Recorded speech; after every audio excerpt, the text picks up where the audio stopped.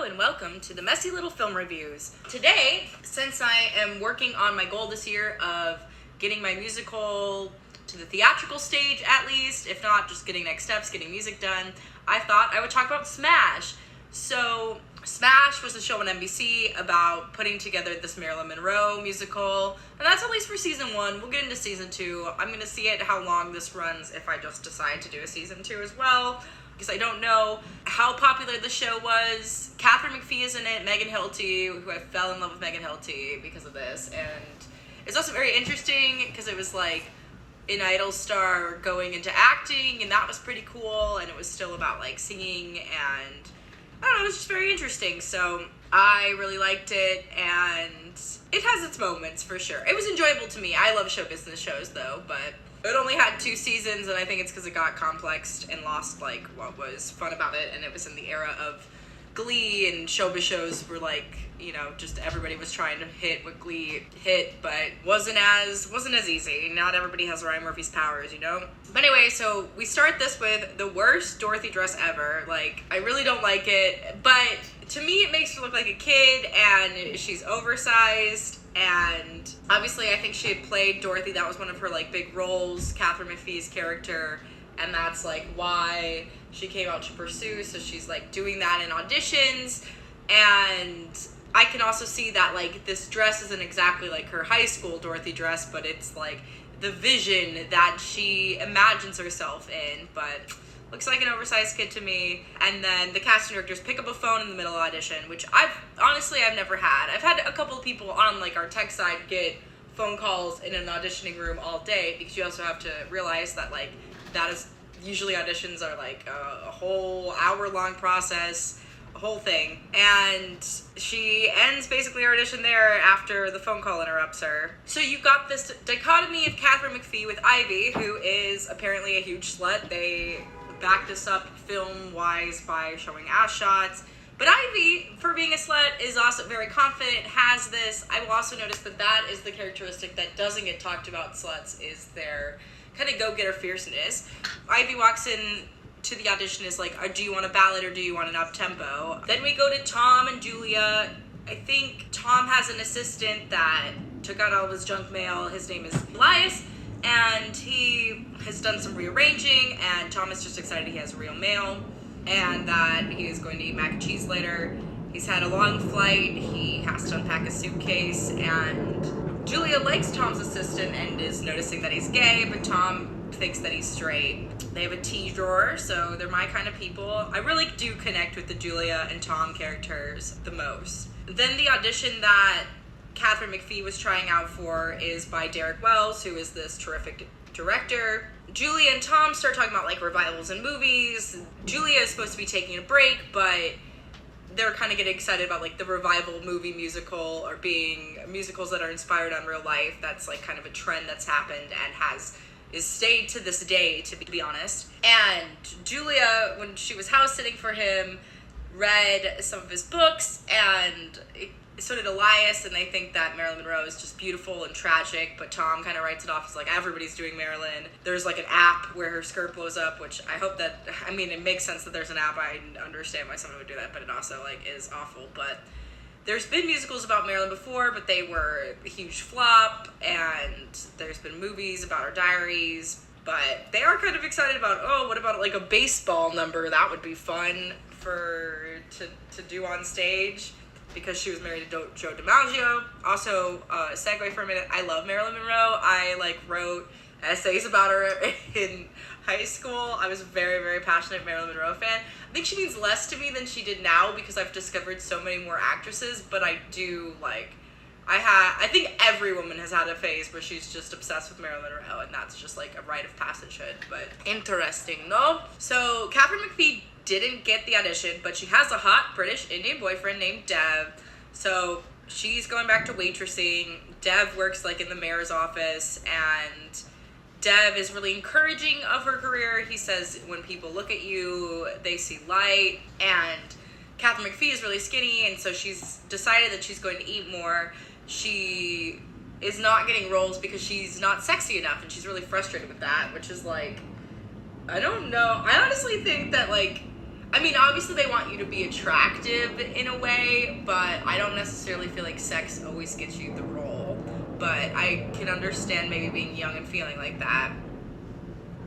So Catherine McPhee is wishing she was fat, which is a radical concept. I don't know if many girls wish that.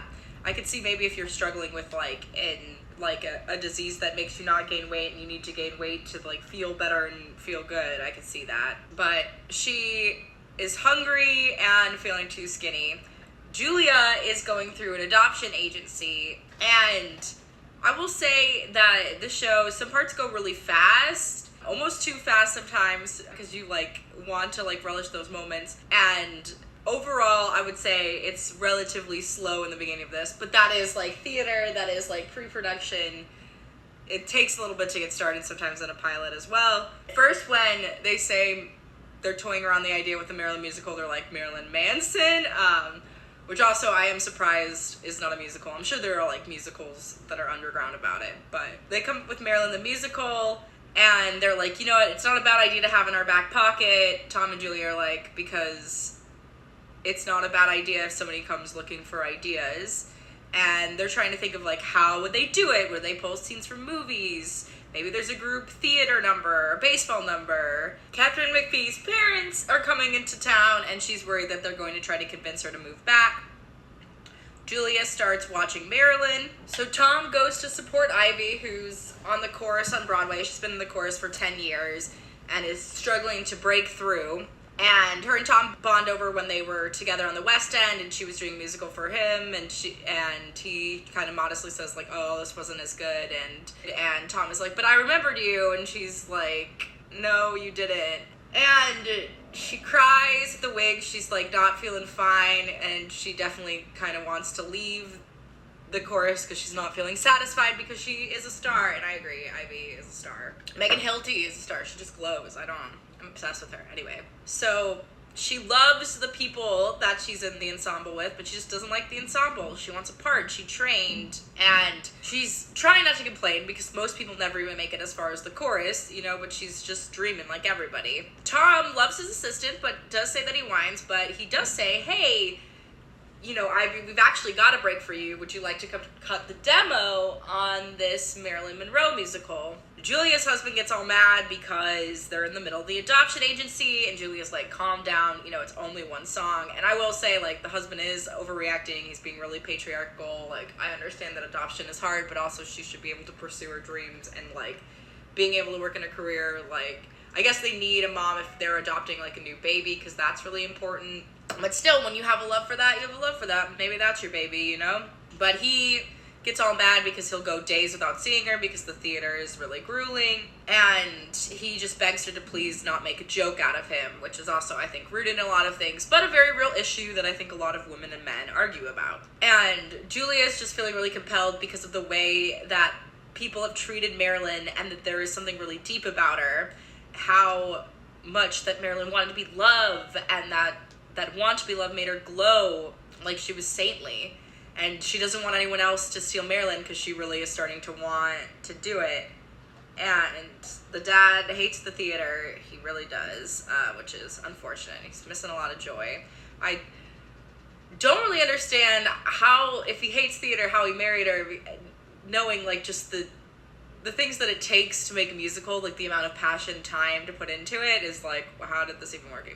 So her son is home from school because they have to convince the social worker that they're a good family. They make him change their clothes to look nice, and Sheila's really confident, and so is the son about like, they're like, oh, she'll like us no matter what we're wearing, but they really want this baby, and they have to prove that they're a fantastic family, and Julia kind of eases, you know, even though he's nervous, that it's going to be fine. And her husband is just kind of worried because he's like, you know, it's easy to make us sound either good or bad, and he's really glad that they're doing the adoption agency because they really, really want this child, and their other son is really old, and I guess they can't have another one with themselves. So B flat is the Marilyn key, in case you were wondering. I don't know enough about music to comment that, but if you do, I would love a great interpretation of Smash, and how like the music being set and the key it's set is like good to the time, because I think they really do produce a good musical. Like, I almost wish that they focused like on actually making this Marilyn the musical rather than doing a show about it, because that's the most interesting thing about the show, but maybe that was the only way to, like, do it, technically. A way to get around the estate, perhaps. And they put in a lot of sighs in the Marilyn song because of her voice is kind of in that thing. Meanwhile, Catherine McPhee's parents come into town. The posture is very important to Dad, and she really does look incredible when she stands up straight. I, too, have to work on my posture, so if you're listening for this video, take your time to sit up straight. This is a reminder for us all. We should all sit up straight more. I know with our tech, we all tend to lean in, but yeah, let's take a minute to work on our back, why not? Inspired by Marilyn, LOL. So, her parents pressure Dev, and they're like, why can't you get her to marry you? And he's like, hey, I'm working on it. Their budget is tight, because, like, the mayor thing can be a thankless job, and Catherine McPhee is really passionate about New York. She feels like it's the promised land, but her parents are like, yeah, prices are different, and if you came back, you know, you would know, like, what money you would make, and we could pay for the wedding, and it kind of sounds like you're more of an actress than a waitress, right? Gutting. And she says, you know, well, when I was in The Sound of Music in high school, we talked for weeks about what a voice, and Dev kind of sticks up for her too. It's really meaningful. I honestly get sad when their relationship kind of goes south, but more on that later. And, you know, her parents are being like, hey, you know, like, this is really competitive. It's all rejection. And Catherine McPhee's is like, well, you know, sometimes dreams are hard. And the parents are like, well, dreams just don't mix with reality. Which is, it's kind of sad because, like, you can make money from this career, and it is a lot easier when there is belief, 100%. And Dev says, you know, it is extraordinary when someone follows their heart. There's so much courage. I think that she's a star. And I, like, cried at that. To, like, have somebody believe in your vision like that as a significant other goals. You need that. That is love. That is love to believe in talent, I would say. And I would say the demo is realistic from the rough demos I've recorded. And unfortunately, though, Elias, like, he posted the private recording session online, and they're all worried about, like, it being crucified in post because it's a demo and it, like, takes a lot of work to make a song, and if you release it, there's just, like, a time and place to release things and make sure that they're good, and there's a whole legal thing in making stuff, like, it's a lot. Elias said he'd email it to his mother, but now it was everywhere, on Twitter, blogs, they're all worried about it. They think that it sucks, like, people are gonna rush to judgment. They're also really scared, but I mean, there is, like, a whole secrecy that goes around with stuff that you're doing, and they talk about how, like, when Spider-Man, the musical, stuff that was released, there was, like, they maimed it a lot, and Julia kind of just comes to her husband and is like, well, you didn't want me to do it, and you were right, this is just a waste of my time, and she now thinks Elias is, like, little creep, and Elias is usually a huge fan. He loved Heaven on Earth, but thinks it's maybe a hideous title, but it's a smash. Oh my gosh, I just got the title of the series. But the press is actually loving it and are excited about it. And Elias is not fired because he originally thought of the idea anyway, and it ended up all working out, but he's under warning. And he's got a bit of an ego, this character. He believes that he's much smarter than anyone gives him credit for. And everyone's all mad, but, like, he is going to tell them the truth. Like, he helped them have the idea and kind of got them out of their own way. Yes, it could have went south, but sometimes, like, being a business is taking risks. And if a risk works out, I don't think it's good to shame somebody. Meanwhile, Ivy is obsessed with the demo. She's singing to it. I feel like I would be, too. And then poor Eileen, who I love, who's been in a bunch of stuff. I always love when I see her. There's something so elegant about her. She's a Nepo baby too, but I don't know, she's got something. So she's with Jerry, who is also in Mr. Robot, I believe. And Aileen is this powerhouse musical producer, but she's going through a divorce with her husband Jerry. She had come to the marriage with nothing but love, and she is just over all of Jerry's stuff. She just thinks that, like, him trying to say that he loves her at a divorce, meeting with him is childish. He was screwing every blonde who was opening her legs. They worked on a My Fair Lady revival, and she lost it because of the things that he was doing, and it took her like 3 years to get there, so it's super frustrating. But Jerry chooses to destroy, much like his character in Mr. Robot, and a lot of times. And But Jerry doesn't want to lose his grip over her because he's like, we've had a lot of good years together, and I don't really understand why he's mad. I guess he's mad because he's getting caught on his antics, and Eileen is like not going to be treated of that, and she's just like, I've seen so many versions of you begging. Maybe you could do a revival on that, you know?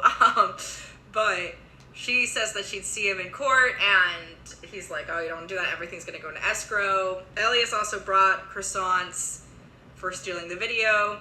Eileen is excited to be here and help out. She doesn't think that the musical is trivial. They do a 3 on a match, which props for that. And they're looking for the first hit. They've had respectable runs with 82 performances. So Ivy is all excited. She's in position. She's feeling happy backstage. She's starting to feel whole. Derek is suggested to be the director, but him and Tom have a history. But Eileen thinks it'd be great to even have his input. So they work on an outline and 3 songs. Derek goes into this baseball number. They slid right into it. He gets a cell phone. He wants project. They're working on the songs in the book, but Tom is just really hesitant with Derek. He thinks he's going to gouge his eyes out because it wasn't a great experience when they were working together. They were very hard on each other. And Eileen sells like a producer does and is like, oh no, he's mellowed considerably. And Tom is like, unless he got a sex change and got a new personality, he doubts it. But Derek is really talented. He's lousy with talent and kindness too. And Eileen is like, hey, we gotta be civil in this terrible business. And so they do an audition crawl, and because they don't think Ivy is enough, they want to see other people have the right Marilyn. And this is where Catherine McPhee, Karen in this, gets a call back, because while Ivy is Marilyn in looks and mannerisms, they believe Karen is Marilyn at heart. I feel like it is just a no-brainer that Ivy is Marilyn. I don't understand it. I don't know if Catherine McPhee liked it, or if it was just like, to me, what I knew of Marilyn, it was Ivy. Like, they're acting like Ivy lacked heart, and I don't think that was the case at all. But they sing Let Me Be Your Star. I loved it. I don't really remember Karen's Beautiful, but I'm sure it was like American Idol fine, you know. And also, unfortunately, Karen had to go with the director, Derek, in at 10 o'clock at night, and she performed Happy Birthday with Marilyn, but it was like very much like a casting couch situation. And she handled the situation really well. She left him wanting more, which is probably the thing, but like sometimes it's not that complicated. Like, they keep pestering you, they won't let you leave. Like, there's a lot of stuff. Like, it is a really, really shady situation what Derek is doing. But she's really nervous if she's gonna get it. She did like Marilyn singing Happy Birthday, but she doesn't know, and it was just a risky thing. And so Karen has this fantasy of Called Me where she's so sexy. To me, it was kind of a boring performance, but it's just a daydream, right? It's just working. But she's really stressed. She hasn't heard anything back in 4 days. The co-star's saying, here you go, hon. It was said so weird. Like, if I made a note about it, it's probably weird, but interesting. Your heart's not in waitressing, you know? And everybody's commenting on Karen being not here, and they're like, did you take care of things? Ivy is still Tom's number one choice. He feels like he's got the part, the soul, the body. He feels like it's a Marilyn. Derek, however, is arguing in Karen's favor and even questions if Tom can make the choice of Marilyn as he is gay, and is like, oh, how would you know what that feels like? The hot, the experience. And Derek argues that like the innocence and freshness of Marilyn is what Karen captures. But Ivy has the chops. She's acted and danced 10 years. I mean, Tom is right. I feel like everybody else is kidding themselves. But Derek wants more info on Karen. The insistent listening is so creepy, but I also could see being obsessed with this musical and wanting to hear as well. So Derek runs into Karen at this press conference and is saying, hey, let's go to another callback. And Ivy is like, done with everything. This is the part of the lifetime. It's all of her focus. She's been working for 10 years, and now she's nervous because it's like, then Karen shows, and it's like this person who's just gonna get it easy, which does happen sometimes, but also it's like, I don't know. I feel like it's a really hard concept to wrap my head around that she would even come into play for Marilyn, but this is the story that is being told. So Ivy is a wreck. She's pretending to be brave, and she feels like she is a demented duck, and she just thinks that Karen seems so fake. So they're trying to figure out the budget for the musical. You know, they're a writer. They don't really know about anything else. Dev is kind of stressing out because he doesn't really know a lot about governing, and he feels like people are just trying to sell papers, but there's lack of a scandal. But Karen is hopeful to him and is like, don't worry, someone will do something stupid or illegal soon, which always happens. And he is excited to have a lunch date with a young lady he says is very attractive. And Karen is like, yeah, that's like one of my qualities. And Dev doesn't even know what happened at the 10 o'clock at night coaching. And Karen just says nothing happened, but such an awkward conversation. And Julia is sad because they are told that they are going to have to wait on the adoption agency. It's going to take 2 years. And she's really upset. She's like, we've been married for 18. That's like unheard of in show business. And she jokes that Tom makes a lovely Marilyn. So Karen is struggling with the dance, was late because of the subway. It's a very sexual dance that she's doing with Derek. Dennis, Ivy's friend, spied on her, is finding out that they're trying to like make her a Marilyn, that she's from Iowa. They wonder why Marilyn changed her name to Norma Jeep, and they're rearranging the songs. She's thinking of starting with the Let Me Be Your Star, which I think is a strong choice. It's a really good opener. She's like, wow, it's longer to adopt a baby than it was to put up West Side Story. They have 0 criminal checks, and she's like, I guess she's not being stopped from writing the musical, and that has been more linear than this is going to be. And she and Tom are arguing because they're like, well, we can't just build a musical by just writing songs, even though I think like you can to a degree. I think it is a balance between the two. Like you've got to get the story going on, and then the songs will come up in how it is. And Julia says like the envision of where Let Me Be Your Star is that it's all in black, she stands alone, she's just Norma Jean, that there are figures in the shadow, people saying that you're nothing, nobody wants you. I wonder if that happened to her, but I think it's that energy of what it took to be a star, or things that you grapple with when you're an actor, of like people saying, you know, you get so rejected that you have that like voice and that demon. And it's clear that Marilyn had her demon. The staging is really cool of this. To me, Karen is not even close to a Marilyn Monroe though. And I don't know if this is really her story or just like an interpretation of her story, which is all musical. But yeah, it's so clearly Ivy to me that it makes me really mad. And they're kind of exchanging ideas in the dance thing with Eric, and they want to find something in passing, not the idea. Like they're all working really hard. I do hate that how mean Julia is to Elias. Like he's weird, but she's very much like, give us a little room, very private, very barky. And Elias is like he wants to like see the idea, and he believes that it's his. And Julia's like, no, you said this in passing, like we're actually doing something for it. And he's ordered to organize the closets, which is great for a musical. So that's building, and that's intense. The dancing is super sexual, but then again, it's Marilyn Monroe. Ivy is reading a Marilyn Monroe book, ready to take it. Come on, Karen, get it together, you know? And they talk about Arthur Miller, and Karen isn't really good on movies, but Ivy reads a lot, and she's seen all of Marilyn's movies, even Monkey Business, Clash by Night, and she doesn't really think that Marilyn is a dumb blonde. And Derek is like, you know, I know it's a lot to ask of you, like coming and super auditioning. And Ivy's like, no worries, you know, it's Marilyn, I didn't expect it to be simple. And she's smiling at him. There's definitely like more of a chemistry between her and Derek than Derek and Karen. Feels super forced, and maybe it's supposed to feel kind of creepy because it's not meant to be, but Ivy nails almost every take, and Karen is just so oblivious that she's being made fun of.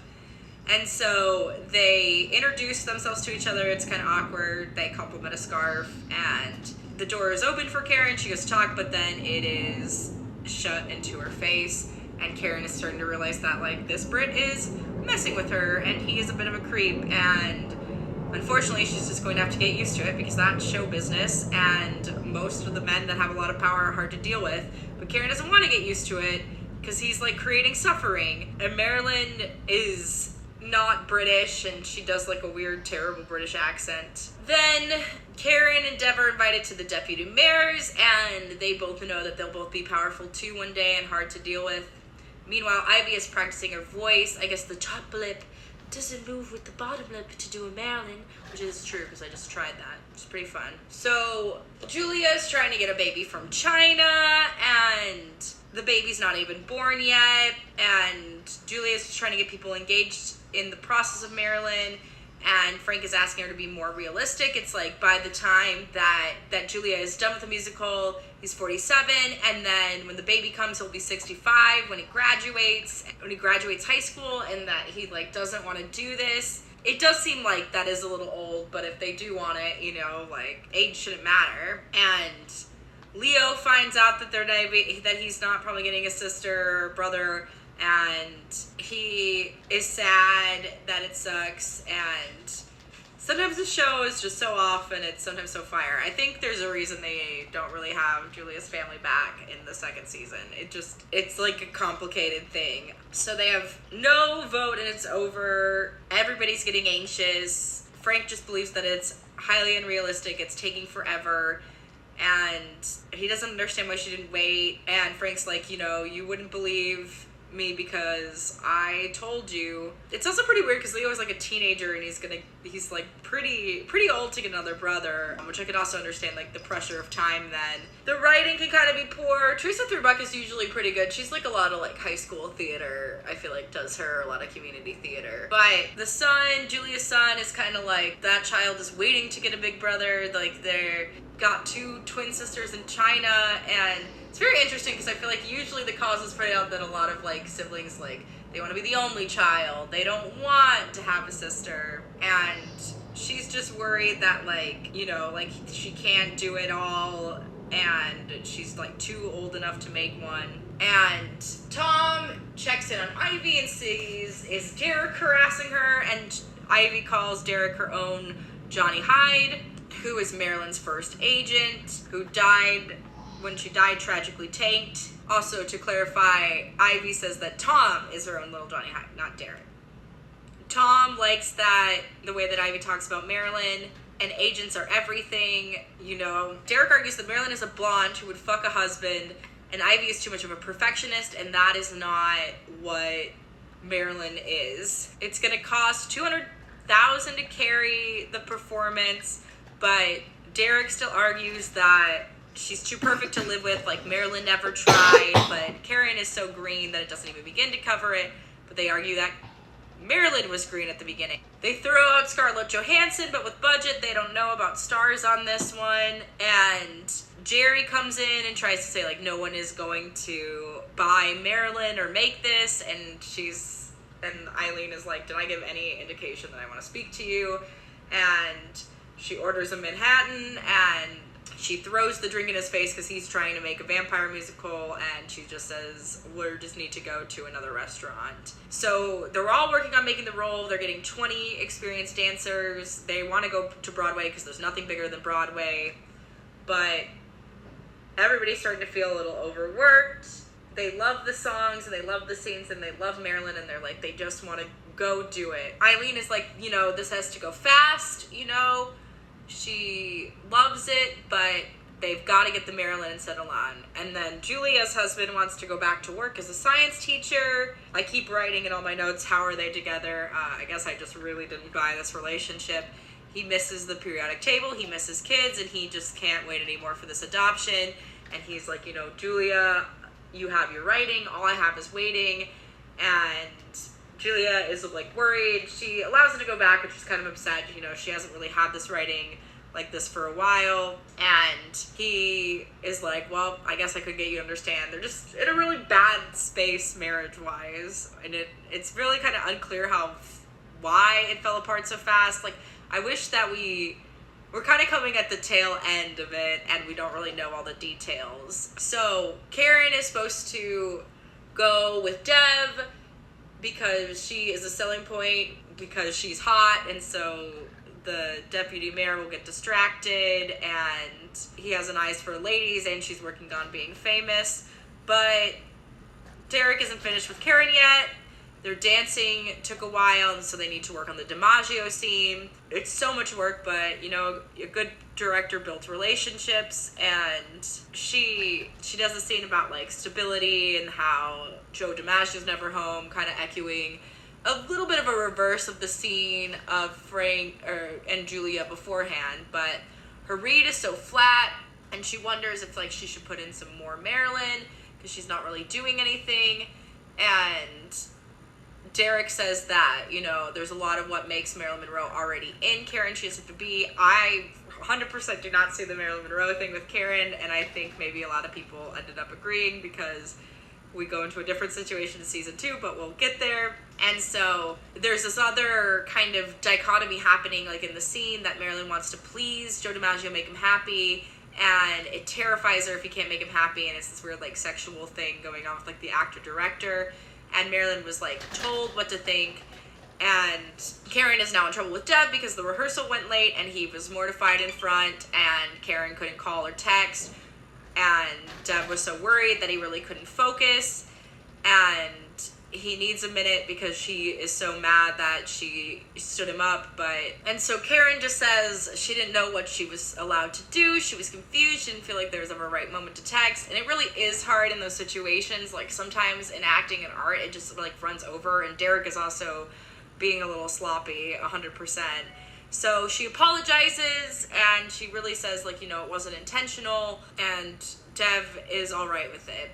So Derek is coaching Ivy to be less internal, and Ivy argues that Marilyn was kind of crazy volatile because she was so afraid of ending up being crazy like her mother, and so she falls into it, nails it, and she talks about how like there's like a lot of pressure for Marilyn to be a sex object, and it's a thing, and who would want to be a thing, and Derek sees something to her in that moment and takes her hair down and touches her face and then fucks her, which is just like, no, on the professionalism scale. Everyone is gushing over Ivy, saying she looks fantastic, and Ivy is hugging all her friends, and Karen is really like struggling because she's on the other side of this, and Julia reaches out to her and says thank you, you know, and that they're not going to torture her too much longer. And yeah, it feels so important the first time you're in like one of those situations, and honestly it feels the same way every time you're in any of those situations, and I think you just get used to the rhythm of that and the ups and downs of that.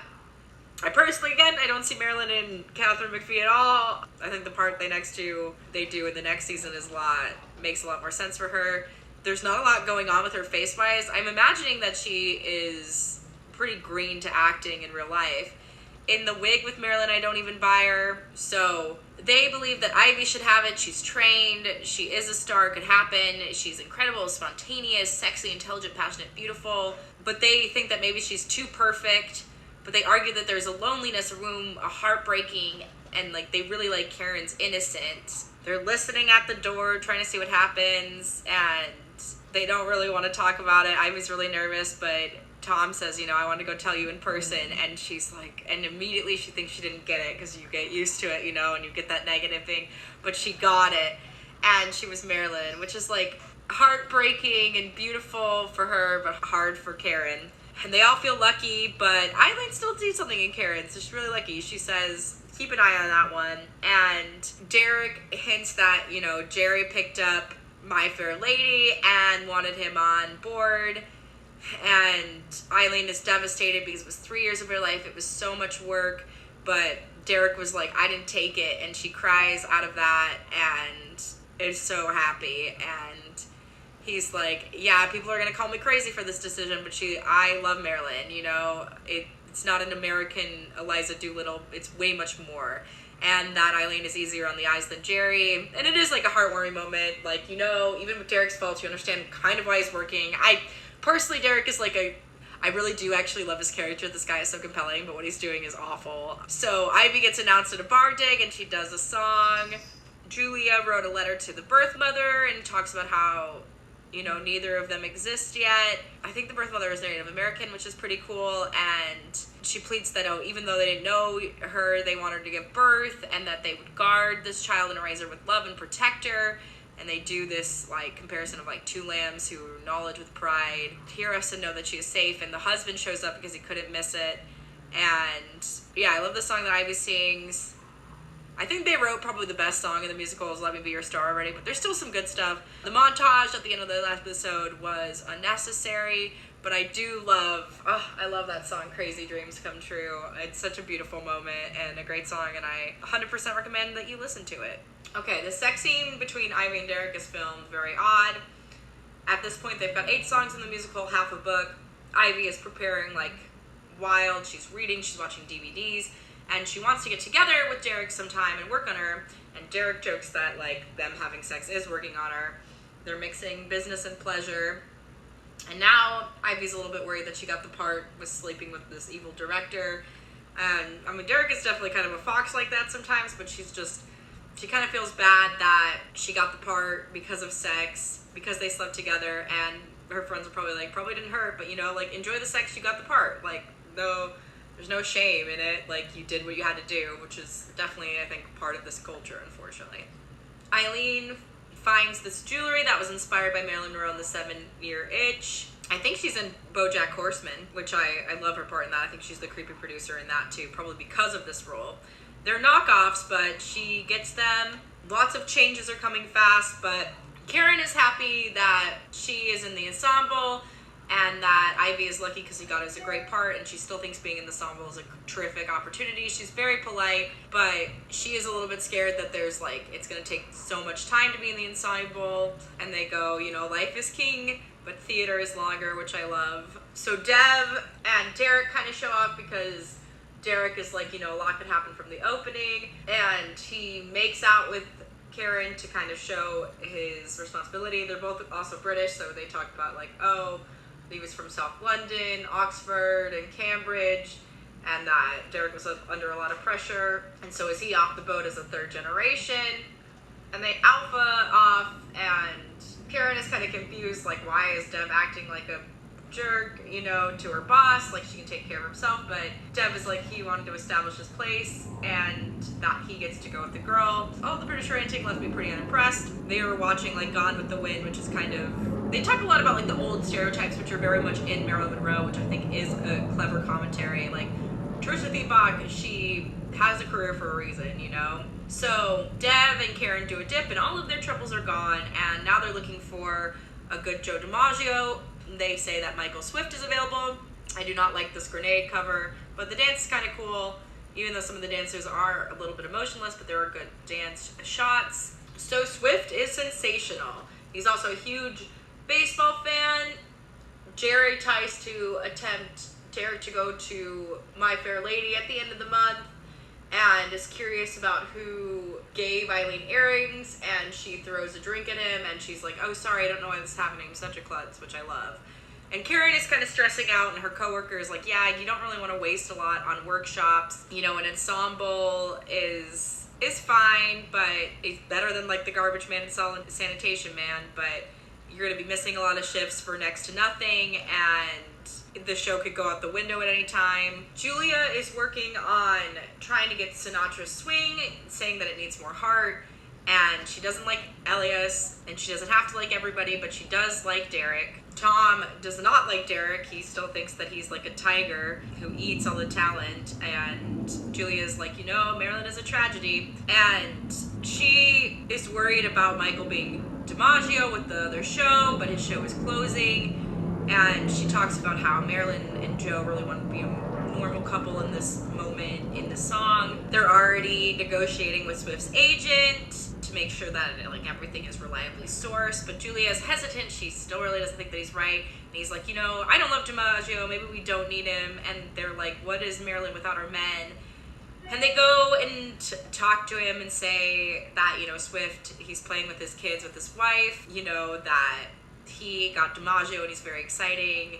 They'll have to go full-time into daycare, and he's wondering if he should wait, but Julia's like, no, you should go for it, say yes. And he's like, I don't know, I'm wondering if I should like wait for something to turn out for television. He's like, maybe I am like wishful thinking, but I'm kind of tired of revivals. The investors are all worried because One, the musical is not cheap, they wouldn't expect it to be, and they're nervous that Jerry's not involved, and she's planning to raise the money herself. She's producing it herself with Eileen, and at first they're like, ugh, but she's like, it's just a workshop, all I need is $200,000.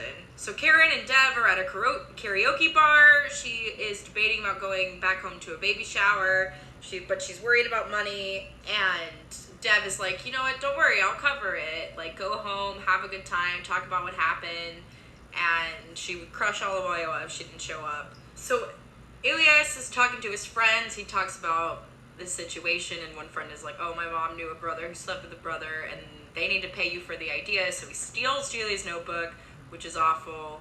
There's no publicist yet, and Julia is talking about how Marilyn and Joe wanted no publicist. They just wanted a nice house, a home-cooked meal. They wanted the phones to stop ringing, a simple life that's uncomplicated, and that marriage to them was a very good thing. And people wonder, like, who's are you with who? Because it's kind of this weird, like, fantasy that Julia is going into, because their own marriage is not very good. And they make this joke that the dad shaved off his beard because the mom hated it, and I guess, like, maybe the actor shaved for a role, didn't know he was coming back. And they joke that she has half of New York with her, and she didn't get to the part.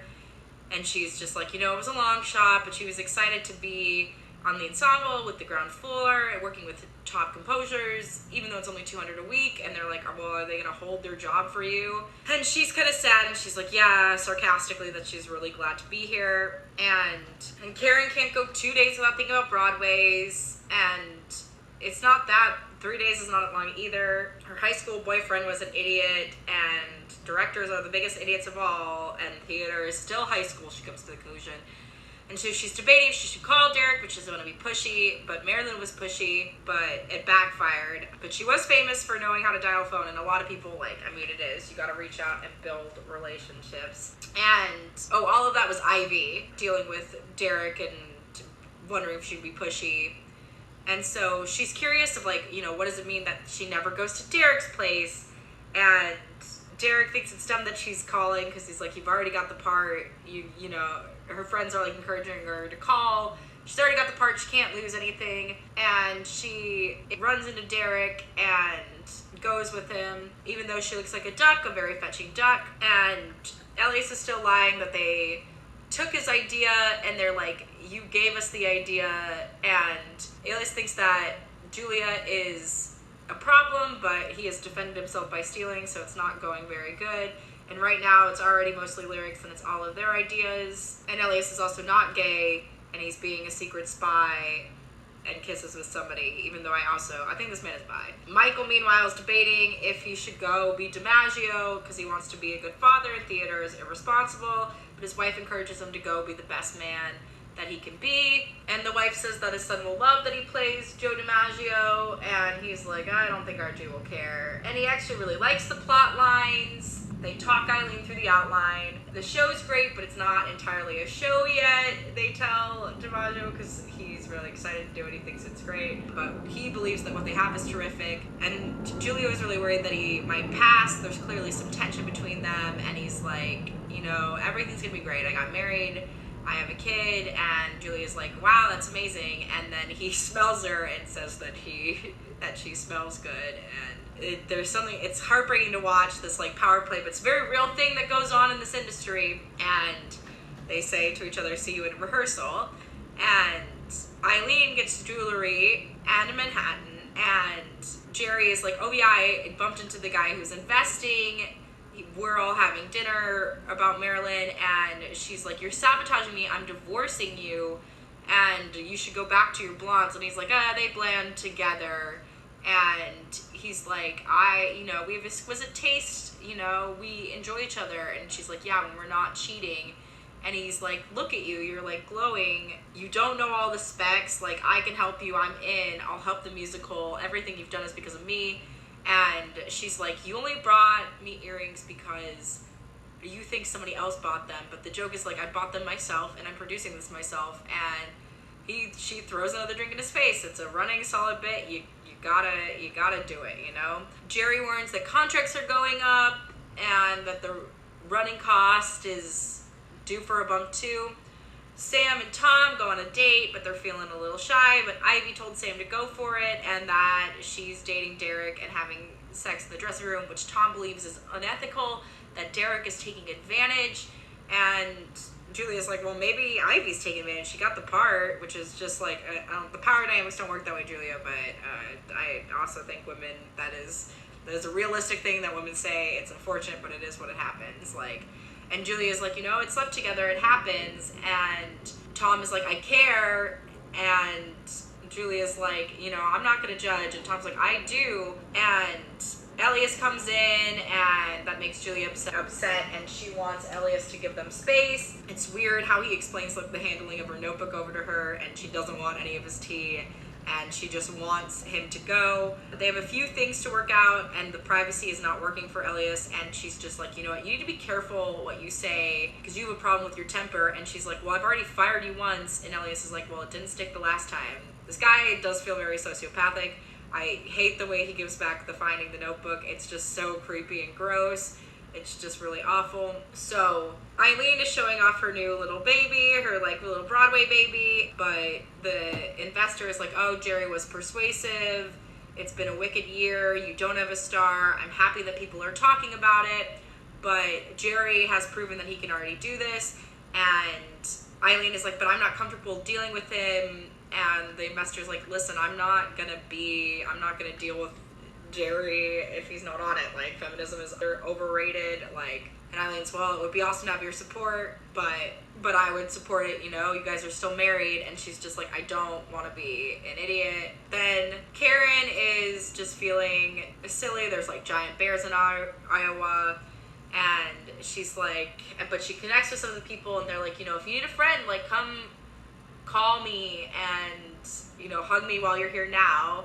And she just is like, I just feel super useless. I know nothing about having babies. And then instead she sings this redneck woman, like a super country song, and they drink beer all night. And I think things are starting to get better and better every episode. It definitely isn't, there's still like wham moments, but it's finding its own as it gets older. And Karen is like dancing on the stage with baby shoes on stage, only in Iowa, So Ivy talks about Derek about like a big thing, risks the thing, and she's like, hey, why don't you want me in your place? And he's like, oh, don't be ridiculous. Like, the neighbors are installing the stove below, and they have a new gas pipe, so he has no gas, and his kitchen is a disaster.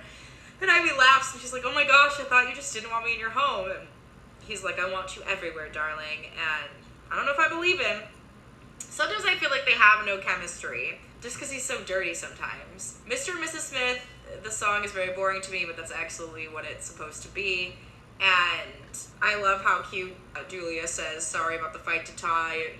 And she's like, I know I'm being really uptight and I need to relax. I just have a history of this terrible love. And Tom is like, Ivy. And she's like, no, I actually had an affair with Michael 5 years ago. It lasted for a while. We never told anybody. No one knows, and it should have never have happened. But he's so good, we have to have him in our show.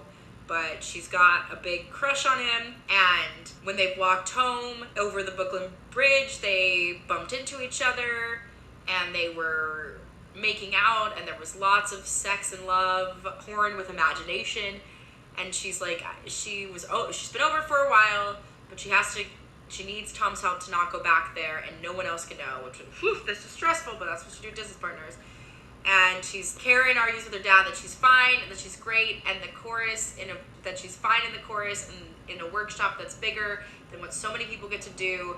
And her dad is like, I've got to help you out every once in a while, because I'm your dad. I wish I had a dad that was like that, but I don't have that experience. But he missed church so that he could see her late last night at the baby shower at the karaoke with the bar. And he loves that she sings so good. And I'm really glad that, because he smelled like smoke, I thought he was going to have an affair. So she's going back to the big time Broadway, baby. I do love a piano. Very like A Star is Born. There's still a lot of tension. I like a lot of the sets. They're interesting. I don't know if I love them, but it's very interesting. And I do like Ivy. I feel like she's got a good blend of her own voice and Marilyn's. I don't think her and DiMaggio have the chemistry between each other, but it also, like, it was a failed thing, like, and it is early rehearsal. She kisses the husband awkwardly. I don't 100% see Joe DiMaggio in this guy. I do like that line where they're like, oh, we'll make our own little league. So that is definitely the vibe of Joe DiMaggio and Marilyn Monroe's relationship, 100%. And the drive-in screen disappears with a view of you. I love that part of the lyric. And I guess I have actually now been totally in love. I wrote this note, but this is a lie. I have been in love where you completely forget your goals and you just kind of fall for each other. But I would say in times where, like, that has happened to me, it hasn't been the most healthy, and neither was Marilyn and Joe DiMaggio's relationship. So Ivy's all mad that Karen, the Golden Sprout champion, she says, from the Midwest, is in the chorus. They put Derek at a different table with Tom's assistant, and they're trying not to be nervous, but they're all talking about the workshop, and handshakes are gone, as they are in this business, and they all think that it's going to be really great, but the look on her face when she sees Karen, she's just over it, and she can't drop it. Eileen's still trying to get the $200,000. Everybody loves Ivy. They're always clapping in her. The book is still in flux. They've got some costumes, a few props, but Eileen's still trying to sell it. She knows the road to Broadway is exceedingly long, but they're ready. Aaron Burr, who the guy who plays Sam is same guy that plays Aaron Burr in Hamilton. They work on a little mambo. Karen is scared that they're going to go to Broadway without her. It's still awkward between Julia and Michael when things happen in Chicago, even though it was 10 years ago. And Julia sets a clear boundary, and she's like, nobody is anybody's anything until we start rehearsal. It's a really fantastic song, but Ivy kind of puts Karen in her place when she shares that, and she's like, well, I'm singing it now. And Ivy's kind of mad that nobody told her that Karen was going to be here. She is a star, but she gets to, like, the star head right away. But also, she's been working on this 10 years, so I get the frustration. I really don't think it should be a problem for Ivy, personally. I, as a producer, wouldn't cave to this because you need, like, I want talent in all fields and levels. I don't like bullying of people, which I think is what this is, and it's very much like a girl, like, oh, I don't want the other person who's my competition. And I understand being protective of yourself, but I would never act like that. They talk about how Marilyn has had money problems and that she was kind of wishful, and they are all stretching often, like, to prep to get to all the dance stuff. And they talked about how the studios never paid her what she was worth. Fortunately, of course they didn't, even though most of the studios were drinking at the office. And I think Ivy had, like, an art history major, and she wonders what they would pay for real deals. They do a lot of sexy, but they tell Karen to take it down, and Ivy hints that the ensemble is very enthusiastic and that not everybody seems to understand what ensemble means. I hate when people get really bitchy like this. It's really awful. So Ivy gets rewarded, Karen is removed, and Derek has a birthday party for the kid. He got this kid's first job when he was 8 and made him a star. It's Nick Jonas, by the way, which is amazing. I actually weirdly have an opportunity with Nick Jonas right now. We'll see if they like me for the background ensemble, but that would be pretty cool to book.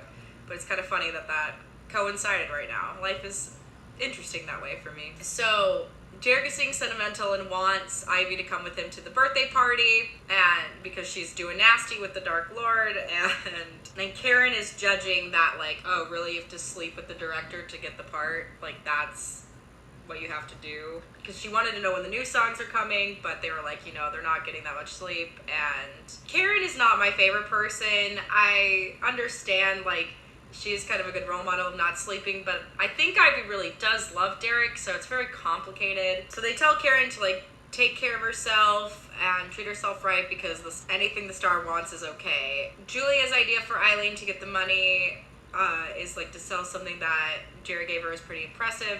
Karen is a little bit riled. Tom is taking a date that is opposite of him. He's, like, a lawyer and everything, and they go to Lyle's birthday party as well. Tom also argues that he actually discovered Lyle, not Derek, because Derek didn't want to cast him in his show, which is what they worked on. Karen is kind of losing her mind as she gets kicked out of numbers, and the chorus people take her in, and they're like, listen, you're gonna get it when you get it. Julia can't go to the birthday party, but because she has to go home to write all of her stuff on her pages, and Julia ignores Elias, she's mean to him sometimes for no reason, but I understand he is really skeevy. Poor Ivy got hit on by Nick and tries to kind of hide it because Nick Jonas in this is 15 and hits on her. But the dance that they do is fun. Karen is struggling because there was so much in theater that, like, she's never done this before, and she gets out of the number, and a bunch of the chorus members are like, oh yeah, remind me not to stand next to you. Then the fakest phone call ever is made. It seems so fake. So Eileen buried the lead that she can sell this art sketch to get the money for the workshop, except technically Derry owns it. They keep giving advice to, like, play to the balcony and keep your head down, and Karen is just nervous because she's like, if I breathe, Ivy might hear me. And so Tom's mom picked out the lawyer, and they're going to a steakhouse, although I think he's better off with Sam. I don't know why he's doing that. Maybe racism. But yeah, Julia kind of laughs at him and is like, oh, you're going to go on a date your mom set up instead of a cool party of a guy who's a big TV star. You're so boring. The art piece that Eileen is trying to sell, they got from a dealer in Paris in 1985. Auctions are unreliable, but it could go from $350 to $400,000, which is, some good art. But unfortunately, the bill of sale is in Jerry's name, which she hates, because Jerry doesn't want it and he doesn't like it. But they're like, well, have him call me when he wants to sell it, and they explain, like, the legality issues. And Julia's working on a book that the audience will like. They're hoping to, like, give Karen a chance, but she's still got too much sound. There's 8 voices, and Karen knows one of the songs better than Ivy, who's still learning it, and so she has to sit it out and tone it down. And I don't really think that Catherine McPhee has the acting thing in her to be angry as well. Like, it's not very level. It's just, like, kind of a one-note angry. She admits to this chorus member, she just kind of unleashes, and she says, it's going horrible, and it is true. And she's like, they're doing everything to try to get me fired, and she's like, I'm just as good as everybody. Like, I'm just the same as you guys. I'm from Iowa, and we were all beginners once too. And she's like, I could have slept with him and I didn't, and I wouldn't, and that shouldn't make me stupid, lame, or untalented, and it shouldn't be trying to get me fired. You should be trying to help me. Like, we're all a team. And the one thing is, they're all impressed that she had her Mother Teresa come to Jesus moment, and they help her get clothes because she's saying that she's looking like everybody else, which is like how they did high school. And they do a dance class, and yeah, I like this more helpful supporting movement. It's not like the most fun thing that's happened, but it's better than the constant bullying. Like, that sucks. Like, and that is how you have a good ensemble, is people that will support and take care of each other. Like, those are the people I want to work with. So now Eileen hates Jerry so much because his name being on the bill of sale is making it a problem, and the sketch looks like Happiness and looks like her, and she wants to sell the sketch to Lyle, Nick Jonas, who is a mega zillionaire. He's got 80 million, and she thinks that he'll buy it.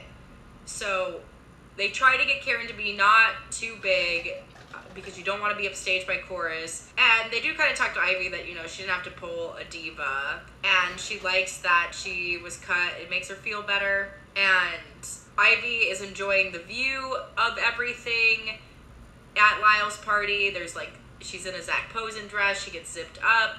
She loves all the stuff. I like the one chorus character, Bobby, too, as well. And her boyfriend, the chorus people are impressed by her boyfriend, but they see that her is kind of a disaster. The lead-in to greet Nick Jonas was very weird, very gay, very homo to me. I would say the wine glass set dressing feels a little off, especially that he's like 15. It's like, I guess, this fancy 15-year-old. It feels a little ridiculous. The song is really overproduced.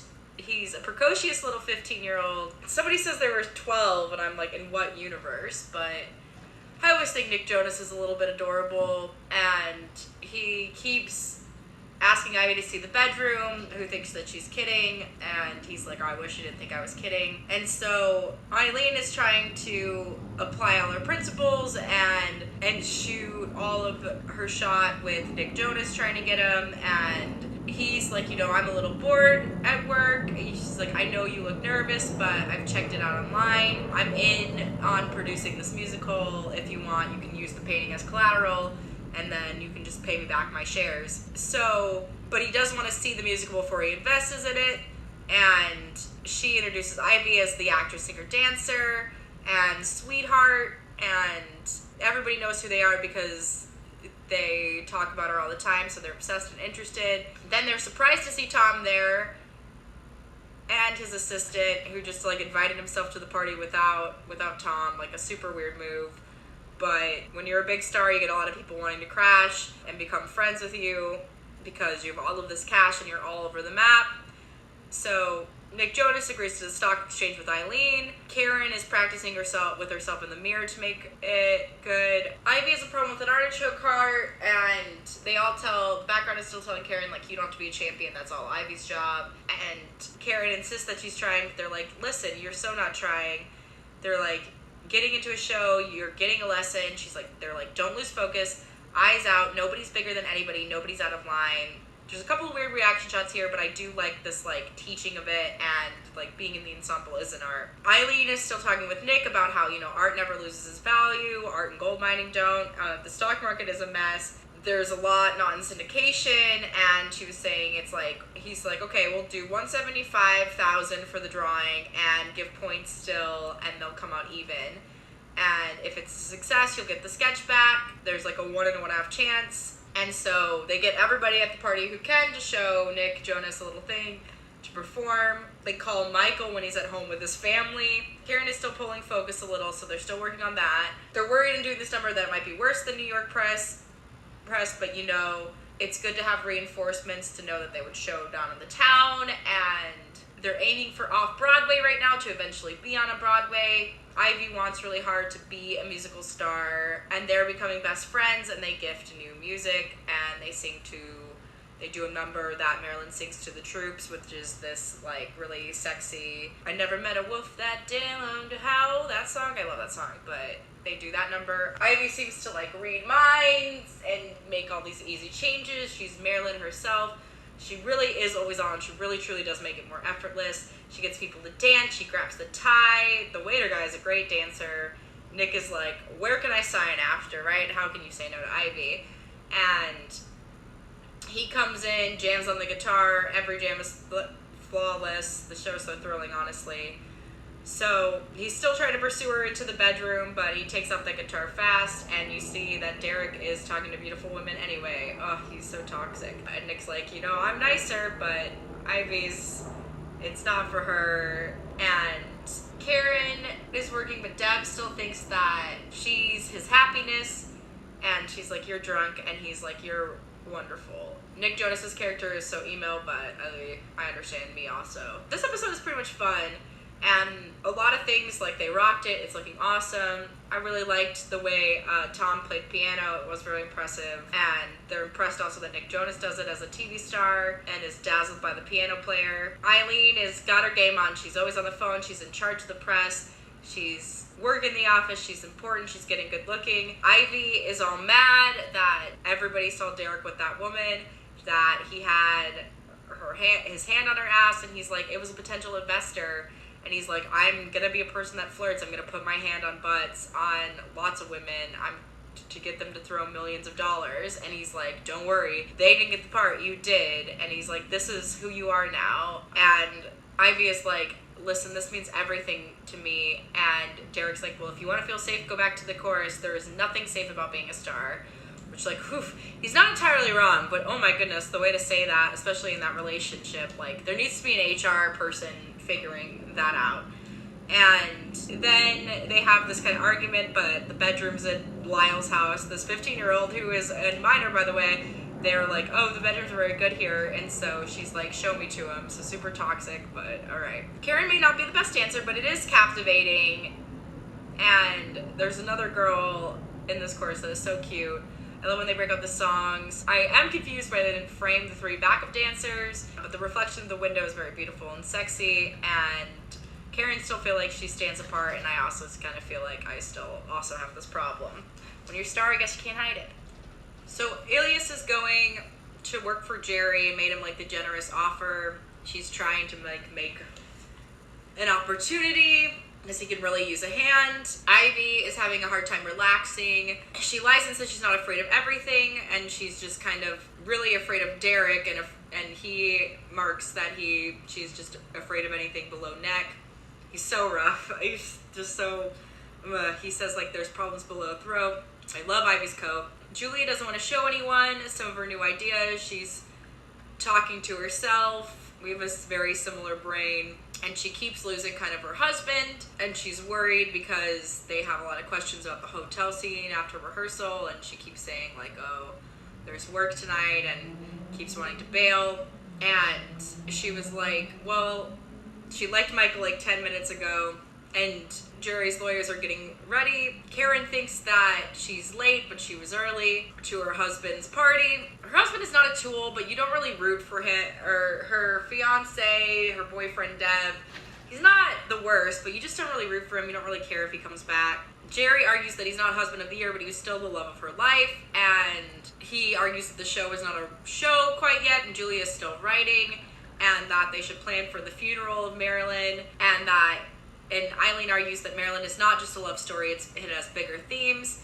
And they argue, well, what is a bigger theme than love? And she doesn't like all of his notes, and she doesn't want to share her thoughts with him anymore. And he keeps going like, he's like, oh, not to be a villain, though he totally kind of is. Or she takes the whipped cream with a finger, and she hates people, and Ivy hates people for ordering this. She's very tired. She feels like Derek and her aren't even having sex, and maybe they're just friends, and he feels like she's avoiding the question. Julia's kid got arrested, and she realizes that she missed multiple phone calls and keeps asking about the lawyer. And she's very confused because she's like, why is my son arrested if the other kid was vaping? And it was like, well, it was in position. And she's very confused as to like why he's cuffed and why there's charges, and they're saying that he's loitering for drugs, and that he has the right to remain silent, and that he was giving them attitudes.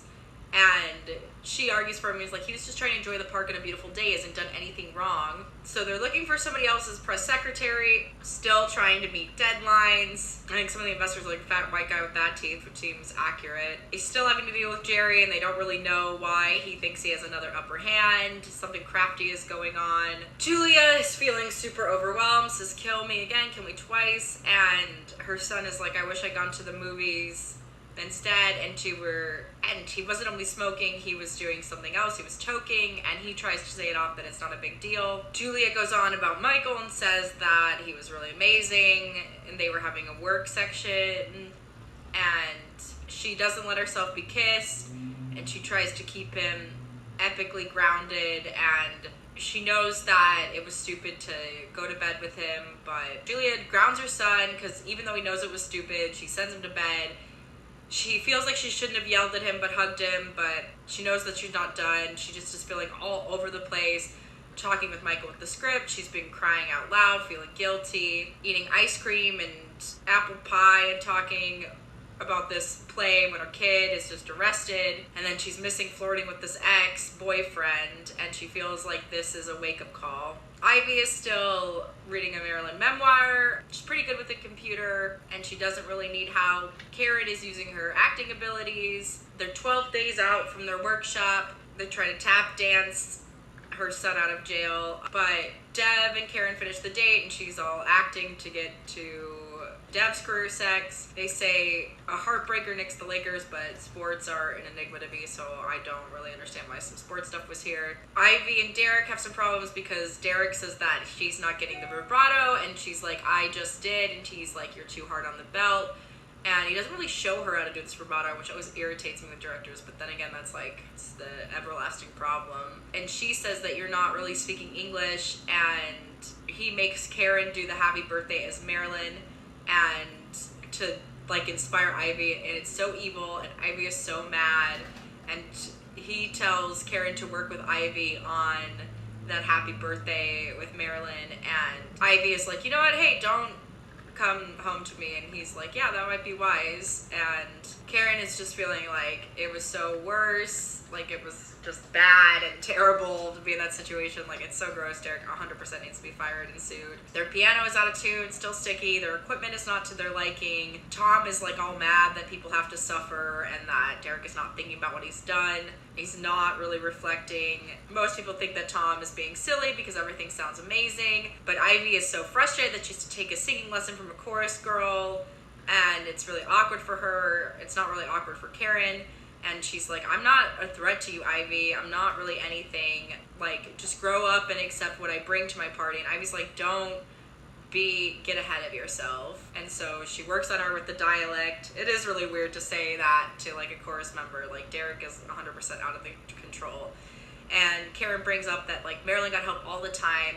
She knew what to bring to a part and what she had to be taught. And we've all been through the waiting, and the waiting is awful. But they're worried. Julia and Frank get all worried about how much they've been waiting and how much the waiting was awful, and that they want things sooner rather than later. And they're worried that this small legal thing is going to affect the adoption, even though they swear that it wasn't, because he wasn't arrested, technically their son. But now I see why it was a bigger deal that she flipped out, because at the time I didn't really understand that, oh yeah, I wasn't thinking about the adoption, because it's been some time since we talked about that. And everything is not okay for Julia. The dancing is so fun, and so Ivy is looking for Derek's approval and holding, but Derek wants to try something else, and they're moving on, but it's not necessarily perfect. They have so much high character shoes. And they say that, you know, it was normal for Leo to smoke pot. It was New York City, 16, even though it was maybe colossally idiotic, but they stress that, you know, like, Leo, you cannot be around anybody doing anything illegal. It could go on your permanent record. It could affect everything, even though there's not really a record, I think, actually. Like, I mean, obviously there's a permanent, like, police record. Like, that's not good. But they really care about this adoption, and they all want it. And she's going to try to work from home more, because she's having a family issue with her family, and she's hanging on, she's taking deep breaths, she is smiling.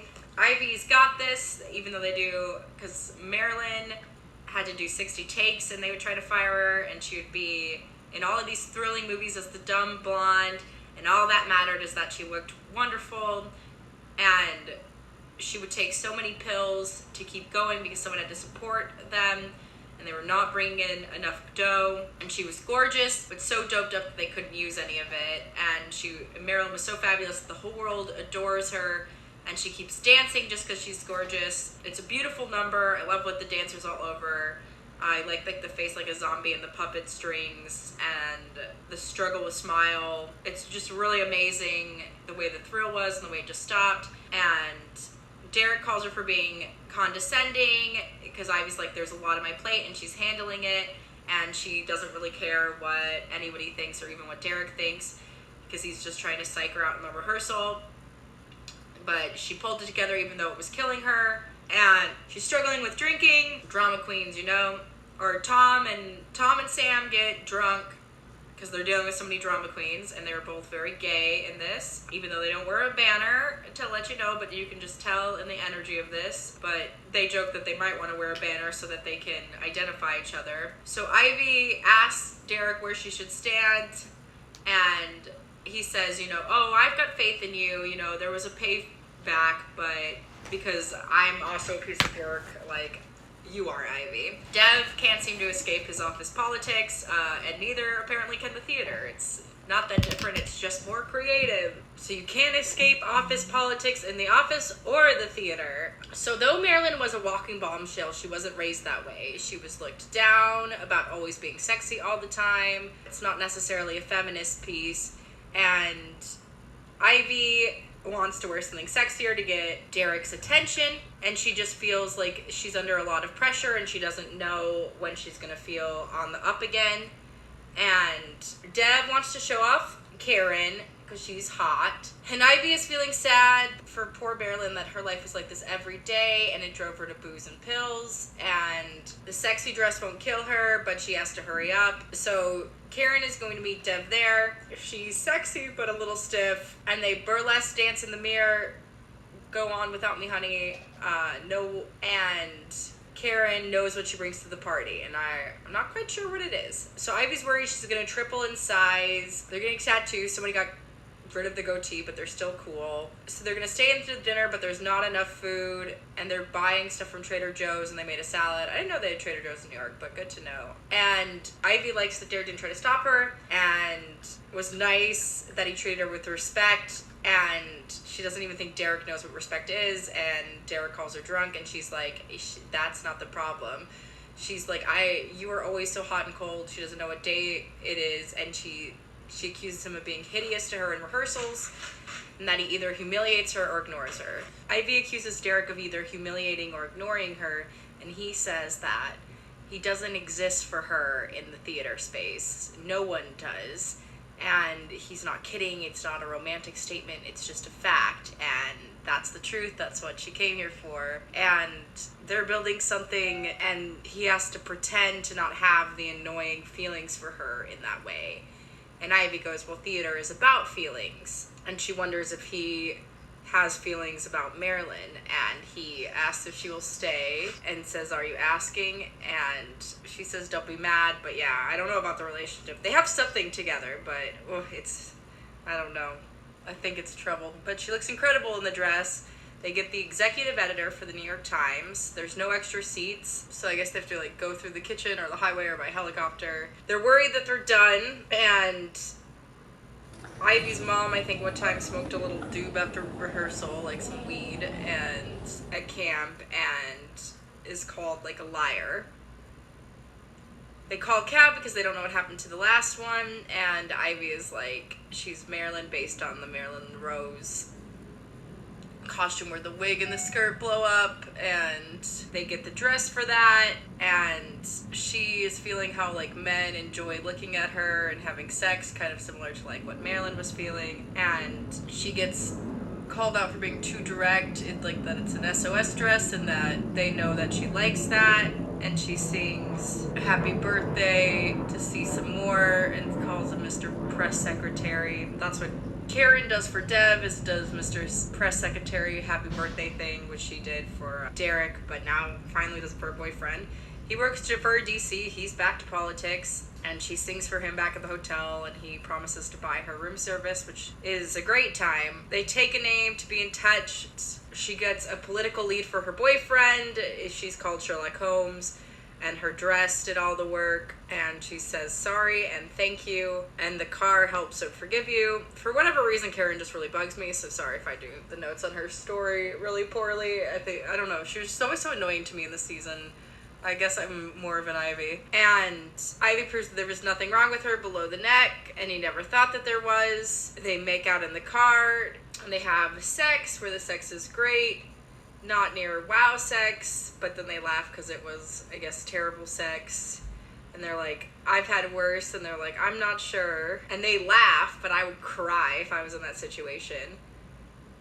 And so then he's wrapped up in the bed sheets, watching him work, and she's like, you can't get rid of me, and he's like, okay, he'd gladly work at you. Julia and Michael both have families, and Julia loves hers, and she doesn't want to mess it up, but he wants to be with her, which I'm like, oh gosh. And he sings to her, and she tries to avoid him and stand her ground, and she puts her hand to his heart and now tells him to go to home, and he holds her hand at the end. And meanwhile, Michael and Julia are obviously running up the tab by him staring at her and kissing her. And she definitely kissed back, and the son saw, which is not so good. Ivy has Marilyn on her mirror, but her voice is fading. She's offered some coffee, but I don't think that helps with your voice. It's gonna take $7 million is what they first think to get Marilyn on Broadway, but it's actually going to take $15 million to get on Broadway, which is more than $7 million. So they have to do an out-of-town workshop, and Julia's playing hard to get and pretending she's not interested. And Michael is calling her, testing the lines. Everybody is intrigued about Marilyn. It's 5 seconds before the performance. It's the first workshop, and so they're dialing certain things down. They're making sure the linear story doesn't have a black hole, and that the musical itself can be this tidal force. But Julia is just dealing with the crazy situation at home, and it doesn't really matter about our sob story because the lyrics are half finished. And Derek's getting frustrated with that, but Tom calls him out and says, you can't use me or my music as a club to bludgeon Julia. Karen's credit card bill is $386, which seems relatively low to me, to be honest. But she is promising to sing and dance anyway, as Ivy is, even though her voice is going. Tomorrow she has to be her best, not tonight. Her throat is inflamed, not infective. She's hypersensitive to drug, but she has to go on vocal rest. and they cannot postpone, so they need another Marilyn for the day. And so they give an extra day, and Karen has to learn the role in the week. I think stress plays a huge part in Ivy losing her voice, and she was leaning into the role too hard. She's the leading lady with vocal problems, and she's strained and stressed, but she's praying that a miracle will work, but she's having some bad side effects of the steroids. They're a little worried because with musical theater, there's a lot of terrible theater, and they're worried that, like, they could get bankruptcy, which would lead to insanity and maybe alcoholism. But they're hoping that this play is worth it, and they can't waste the day, and they really put pressure on Ivy to get better and do it fast, and she wants to do it, putting pancake batter on face. They get lost in a Kiss Love piano melody, and they're burning pancakes because they're not quite cooks, they're theater people, but most of the pancakes are okay. Some were saved, but the person doesn't want pancakes anyway, and they are encouraged to put their phone away and eat pancakes even though they ask for cereal. I think this is Julia and her son. Her husband took the red eye, and she's glad he's home and says that he's handsome even after flying all night, and she doesn't want him to go away. Ivy's getting cold sweats, headaches, and is panicky, and she's starting to have hallucinations, hair growth, weight gain. Karen books a $500 bar mitzvah gig. Sounds fun because she has to pay maintenance on an apartment. The rehearsals are going great. The break is almost over, and she wants to make a scene so everyone will know and pay attention to her because she wants people to see her right now. But it's not possible, and the person is not kidding, and it's kind of abusive. Ivy can't sleep. Eileen is on the 83rd floor trying to get a brand new kitchen under the table with no broker's fees. They talk about maybe Nantucket this time of year, which I think is winter. Nathan Lang is in this. He's trying to sell $10,000, which is a bargain for the place. It's less in Manhattan. Karen is at the bar mitzvah and is very excited that she has a job. Julia can't concentrate because she kissed Michael, and it was a pretty big kiss because he sang a song for her, and she kissed him too. Tom talks about that. I think he's cheating on his lawyer boyfriend with Sam, or is having feelings, but he's not married, so he tells Julia that he loves her, but Julia has to figure this out fast, and Tom admits that he likes Sam and that they were friends, and it was like simple and positive and fast. They buy $7 martinis at a bushwagon. I love this jukebox with the darts and the big buck hunter, and they shoot some bucks. The lighting is kind of bad for this scene, and the editing is pretty awkward.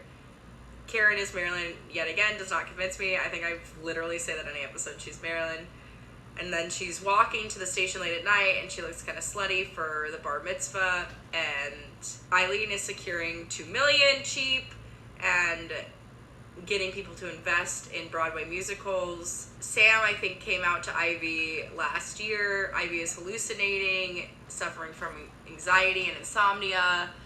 I was really freaked out for her. She sees a wolfman, and she's trying to calm down and lies that nothing is upsetting her, but the medication she is on is causing mood changes. And Julia tells Michael to be discreet, to come tomorrow. I would say that Karen did not earn that $500. There are a lot of scenes that are mess here. Julia's husband is working on periodic table flashcards. No wonder he's not the man of the hour. Bi-smooth bisexual is her favorite element. Michael is talking to Frank, and they're being like, oh, come over for a beer, which is like super awkward when they're bonding for cheating, or you're cheating on this wife. And Ivy has just been like on the phone, but she won't talk, and she is not doing well alone, and she's bad. She's feeling really bad mentally. Eileen is trying to lock the Marilyn musical money in, or Julia lies that she's talking to her sister, which is awful, and she's starting to feel like a scumbag.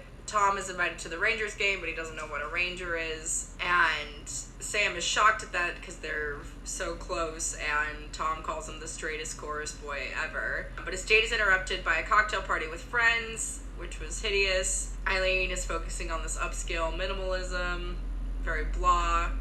The kids dancing at the bar mitzvah is so awkward. I feel like something inside of Karen is locked, or Catherine McPhee.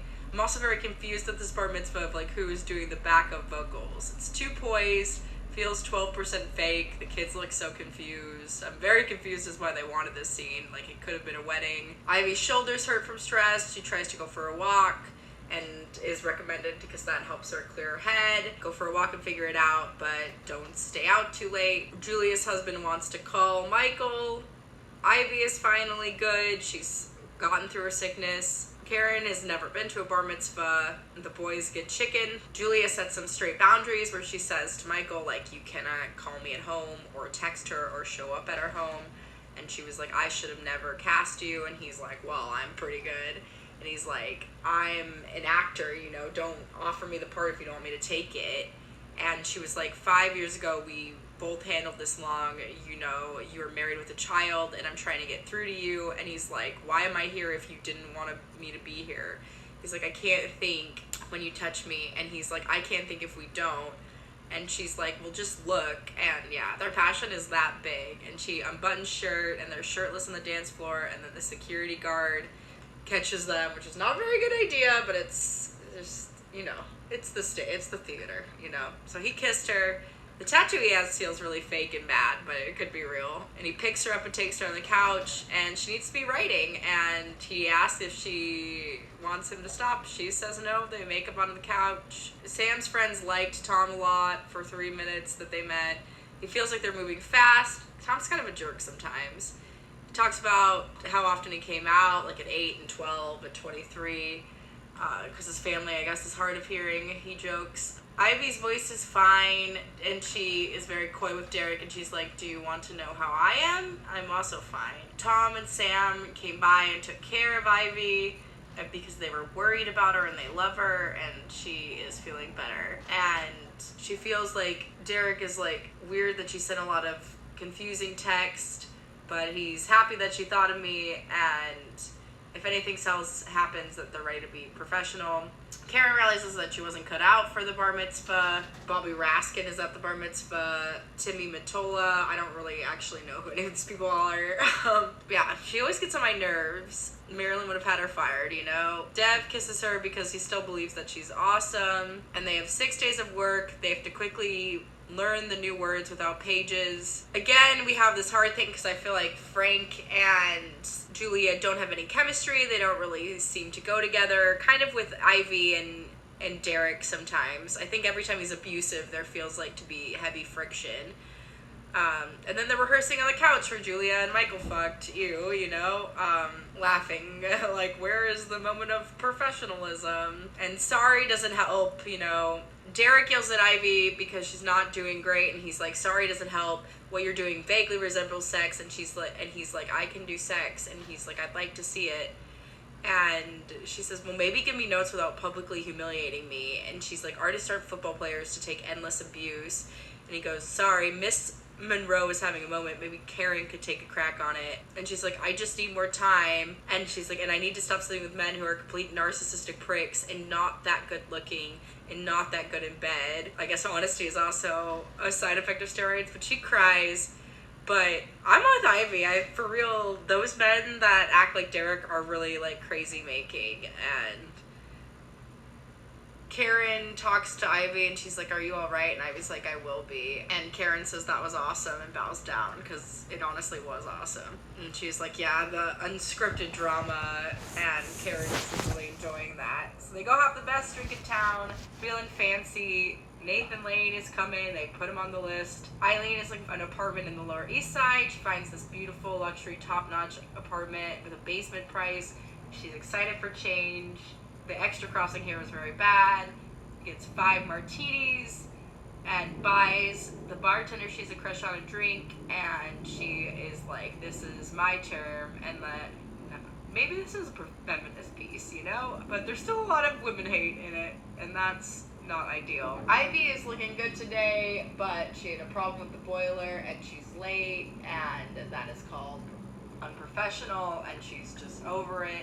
They are getting ready for Marilyn the musical, but they blow up the speakers, the stage performance, so they have to back up. Everything is falling so easily. I wonder if it really works like this for some people, because there is some struggle. Sam is beautiful, and he loves Tom, and he tries to figure out all of these other lyrics and makes out with Chom. Derek has some questions about the breakup scene. He's looking for both sexy and innocence. Elias saw Julia with Michael. What a creep. He's also working for Eileen for whatever reason. I honestly just wish they just deleted this guy as a character, but they like literally just made him so unlikable. So New York is on its own schedule. There's contracts in the building, but it's a pretty good state of art. A little weird. They're cutting a demo. Ivy has to go back right now.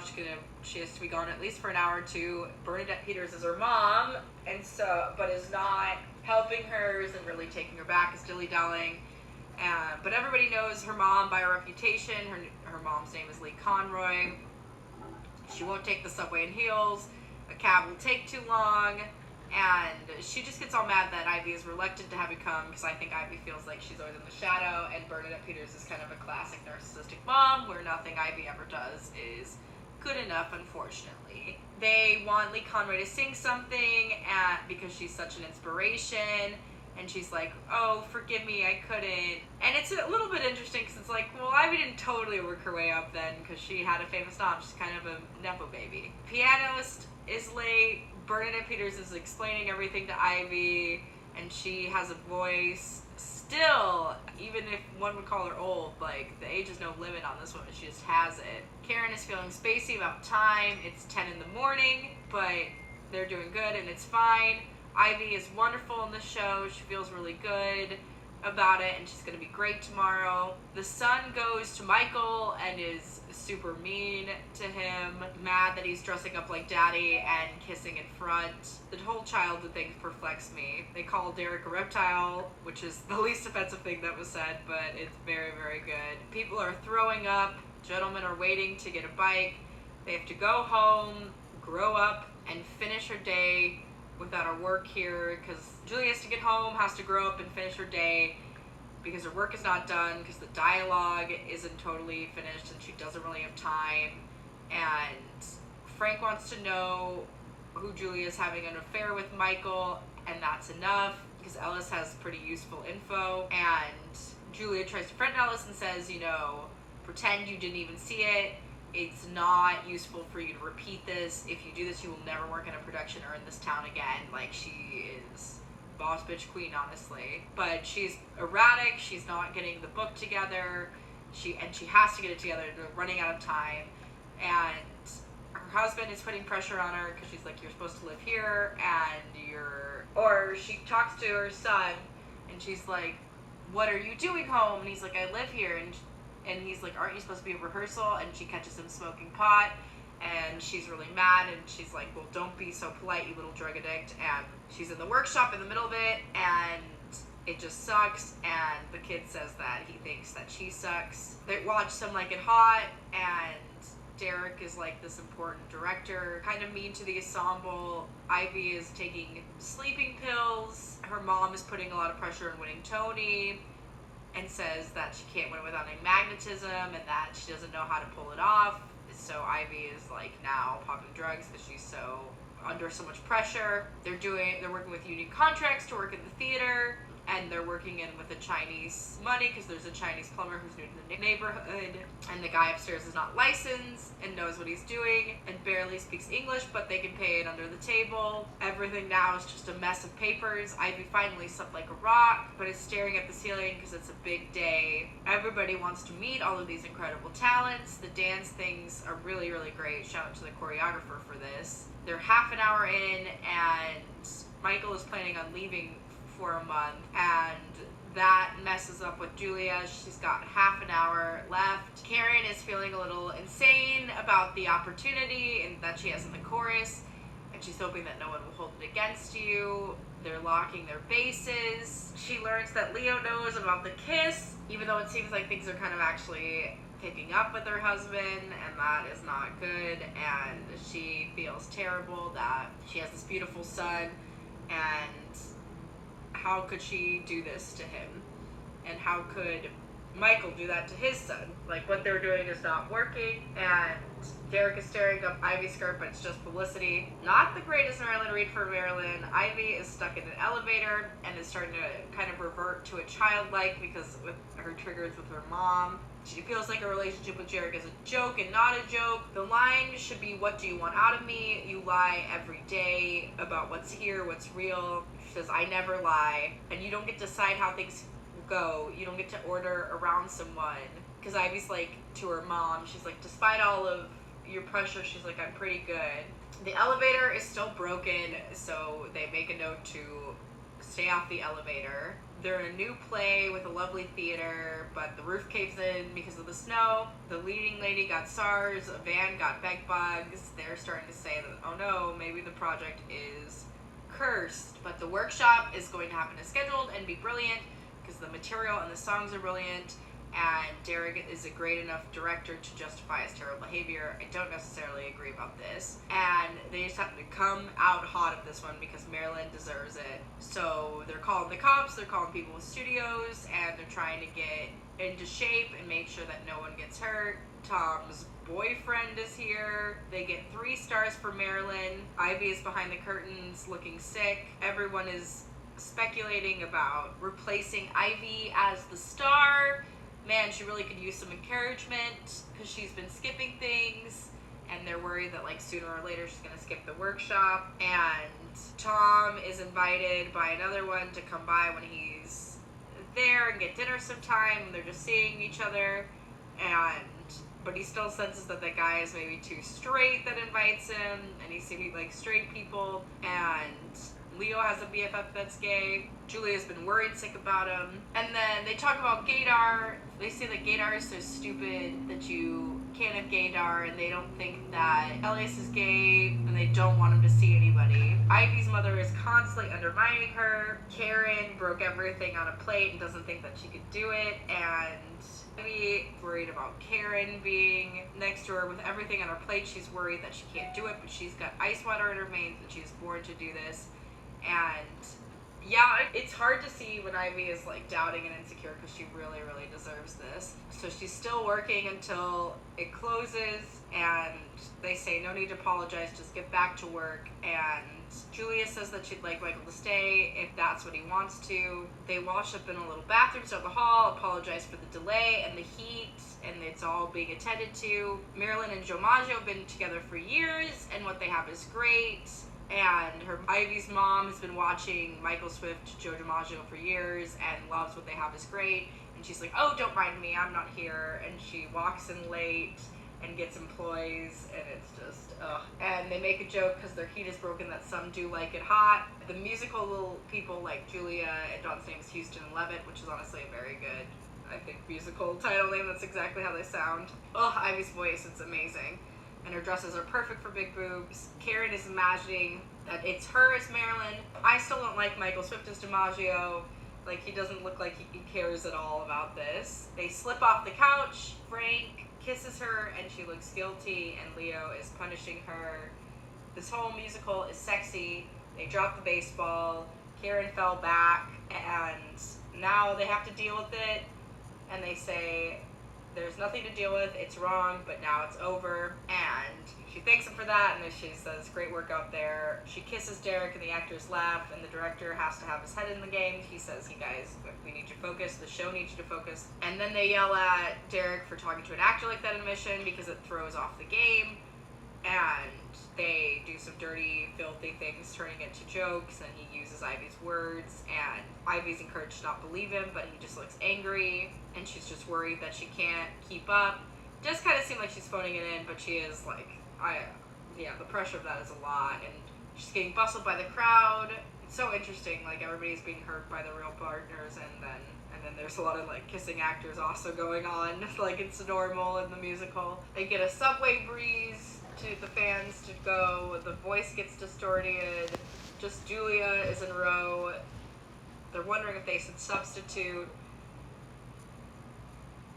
Ivy gets watery eyes, and they think that there's finally some acting in the character, and it is very heartbreaking when she says, please don't leave me. The air comes on, her mom claps so hard, They'll see if it makes it, but there's congratulations. She's feeling great, but the room is really hot, and her mom is like, you know what, she couldn't have been prouder. Karen is like all mad because she fell off and she didn't mean to. And Ivy is so incredible, so she doesn't know if she'll ever play. So they take a meeting with Raskin to get produced. The workshop didn't pay. It might not go anywhere, but she wouldn't have missed it for a world.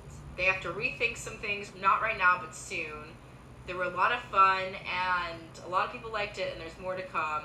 And Eileen is getting $7 martinis because the bartender makes it the best. They love the songs and the direction and DiMaggio. They love the whole thing, but they don't really mention Ivy, and they say, like, forget it. And I honestly feel like Derek is sucking up the light like a black hole. Him and DiMaggio are honestly, Michael Swift are on the list, babies. And Ivy just feels like Derek is cruel every day, and that he's ignoring her, and Ivy is really bonding too because Marilyn had a mother kind of similar like that. Hers, and look how she turned out. She's a legend, but she was unhappy, a drug addict, disaster because her mom didn't love her.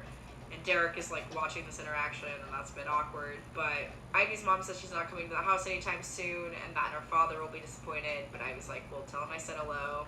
And Bernadette is like, it's hard to watch you do this. I never wanted you to do this. And she says it's heartbreaking. And she's like, I can't stand for you to go through what I went through. And I wish that they would find somebody else, not because they're not good, but because you're my daughter.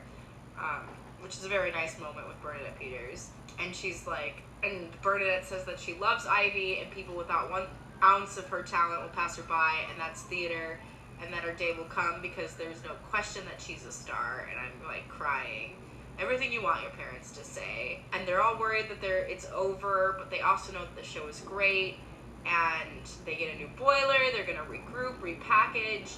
Maybe see if Michelle Williams, Sutton Foster, Scarlett Johansson will come in. They turn Waters to blend in, but they can't turn it back. And they're paranoid, trying to figure out who should scapegoat. And they're kind of ganging up on Julia. They need to achieve excellence and the strength of the material. Like, they need another piece. The heat obviously didn't help. Everybody liked Swift for whatever reason. Tom tried to give Julia an out and thinks that she should go. And they make the call. They're really good friends. Honestly, Tom is a really good friend of Julia. Leo is upstairs studying chemistry. He doesn't really want to answer. They already ate without her. And Julia's honest, and she's like, they liked it, there were some problems. I mean, there's always a few problems, but they're gonna fire Michael. He wasn't right for the part. Honestly, he's not very good. And the son cries. That would be really hard. I knew my stepdad was cheating, but it wasn't like my actual mom, so it's such a different ballpark. Ivy's nervous because it's been dead. Radio silence. Eileen's not answering. Day in, day out, her soul's on the line, and everything is instantly evaporated. Success. And she wanted to be ready for Broadway and get it. And its first step was a success, but they gotta go to Broadway, and there's a lot of other things. They have Leo's court date, but they don't want to think about it at the second. Tom sings in a rock band being roofy and is like, this is my boyfriend with Sam. I'm very worried about Ivy's sanity, even though they do this. Eileen is in this beautiful, huge apartment, and her daughter comes back from India because the door was open, and she wanted to work from the United States for a little bit. Eileen is working from home because there's a lot of useless temps, and she needs to find a useful young man. Her daughter is like, oh, you've got a lot of new stuff, and she just didn't want it. Eileen is like, I didn't want any of that old stuff. Everything is airy, light, and echoes. Derek wants to get a new situation with the Marilyn musical, new songs, new writer, new approach, instead of just one new song. So he comes up with one new song, wants Karen to sing the new song, and tells that Tom and Julia cannot know. Eileen's sort of in on it, and she's not going to say anything. Her daughter shows up. Her daughter is like a saint. Karen is recruited by Derek to deliver on this new Marilyn. I love the coat. It reminds me of this big green coat that I have, and I really miss it. Everybody is good, but they're nervous. But Derek is like, they're worried, like, if I wasn't fired, I'd quit. And Ivy is like, all these people are everything to me. Julia says that her family's everything to her and that she's been really stupid. And she's told to have good luck with Marilyn, and Michael kisses her, which is and considerate to everything he said. So it's time to just show up and sing. I can't figure a lot of these characters out, but theater people, they're complex. And neither can Dev. He feels like the theater lot are as bad as politicians. He went to the Indian market to make curry, because Karen wants to try because all she really knows is how to make corn on the cob and hot dogs. Paul, Dev's nemesis, is in tonight, and he has to deal with all politics. I knew nothing of politics when I write this, so I don't really understand Dev's whole thing. He also doesn't really make it to the second season, I think, because of why. They want to fork over and leak nudes. No conscience, I see. Her daughter is all worried. Her dad sent all this money in India and all of these legal docs, and her mom is gonna dip into her trust fund, and that's why she came home. And Eileen is now working at a gym, trying to save money for this musical to take it to the next step. Leo's friend got charged when he is clear of drugs. If he fails to obey the park signs, they say don't walk over here because the grass has been reseeded, and they don't want to obey the park signs. They think it's so minor, and they're like, whatever, we'll pay a fine. And they have to admit on college, and he's mad because he didn't do it, but he has to get expelled, Leo. He has summons that he has to answer, and if he does all the polite talking, it'll all go away. Eileen is now working on rooftops buildings, glad to have people on board, but people aren't comfortable with being on board. And Derek and Karen are at the rooftop building, and Derek is glad she's on board, and she's like, I'm not comfortable being on board because Julia has always been so kind to me, and it is really sleazy what they're doing. And Derek is like, how is her kindness relevant? And it's like, what? And he's like, they can't know, and she really wants to know why not. And he takes the arm of her, which is very like awful and forceful. And Derek is like, composers flip out at the drop of a hat. He's like, until he knows what he's doing, he doesn't want Karen to tell him anything. It's just not good. So their friend is doing a show, Ryan Teeter. He heard the demo. They're a huge fan of Republic. They think they're looking at him for the new DiMaggio. Leo, there was no evidence of what they're doing. They ask the same questions. They want to get it dismissed, but they're not interested in handing out dismissals to ungrateful privileged kids who can think they can get away with like murder in their public park. And so he still insists that he didn't do it, but he gets handcuffed even though he did nothing wrong. And he's ungrateful for that, but it's like he has to learn to control emotions, which is so hard. And they are grateful for the court's patience and silence, and they all know what they think, which is so mean. And Julia wishes she could change where she didn't go home after that, and she wants to be arrested before they arrest her son for being ungrateful, because she had been so ungrateful. Now she is so grateful, and it's time to get some Chinese food. Derek is imagining a more modern Marilyn, which compared to the B flat, this one is an E flat with a bridge. She's holding the note too long. She tells Derek to back off. He's being sassy. She really honestly sounds great, but she's trying to be civil. There's 6 instances of that, but she needs money to live, and she could live on Marilyn. She feels fine. She can speak for herself. She doesn't need anything. Eileen has no furniture, but she's happy that way because it's her money, not Jerry's money, and it's her business. Even though she hasn't produced a play in 10 years, Jerry is kind of a hideous person. He like squeezes her at the side. He put $3 million into the daughter's trust fund, which wasn't super nice, but the daughter wants to give money to her mom, and it's like, if you give money to me, I'm giving the money to her. And she's like, my mom is my blood, and I don't need my family's stupid money. So they stole the doggo, which I think is the director's award. Ellis is listening, which is so weird. They're poisoning investors. Derek is trying to help Karen because she deserves it and doesn't want her to act offended. It's all going well. They're gonna go with the thing with Karen, and they give Eileen the message. They're all on for tomorrow. It almost ruins the whole thing, but it's fun when it's lit up. The cute little shoulder shrug is so fun. Tribe is hilarious. I like that Tom is keeping the lawyer around, and I love that there was a gay kiss. And I understand Ivy being angry that she was paid nothing and no one is called, and she's prowling trying to figure out what's going on. When you work for free, you basically have no rights, and you can't even ask questions, and that's why the theater sucks sometimes. And she gets an argument because some people are like, I love the theater, if you hate it, quit. They got a strike, they're dancing and bowling. I don't feel like this was filmed as cool as it could have been, but who knows about the budget cuts.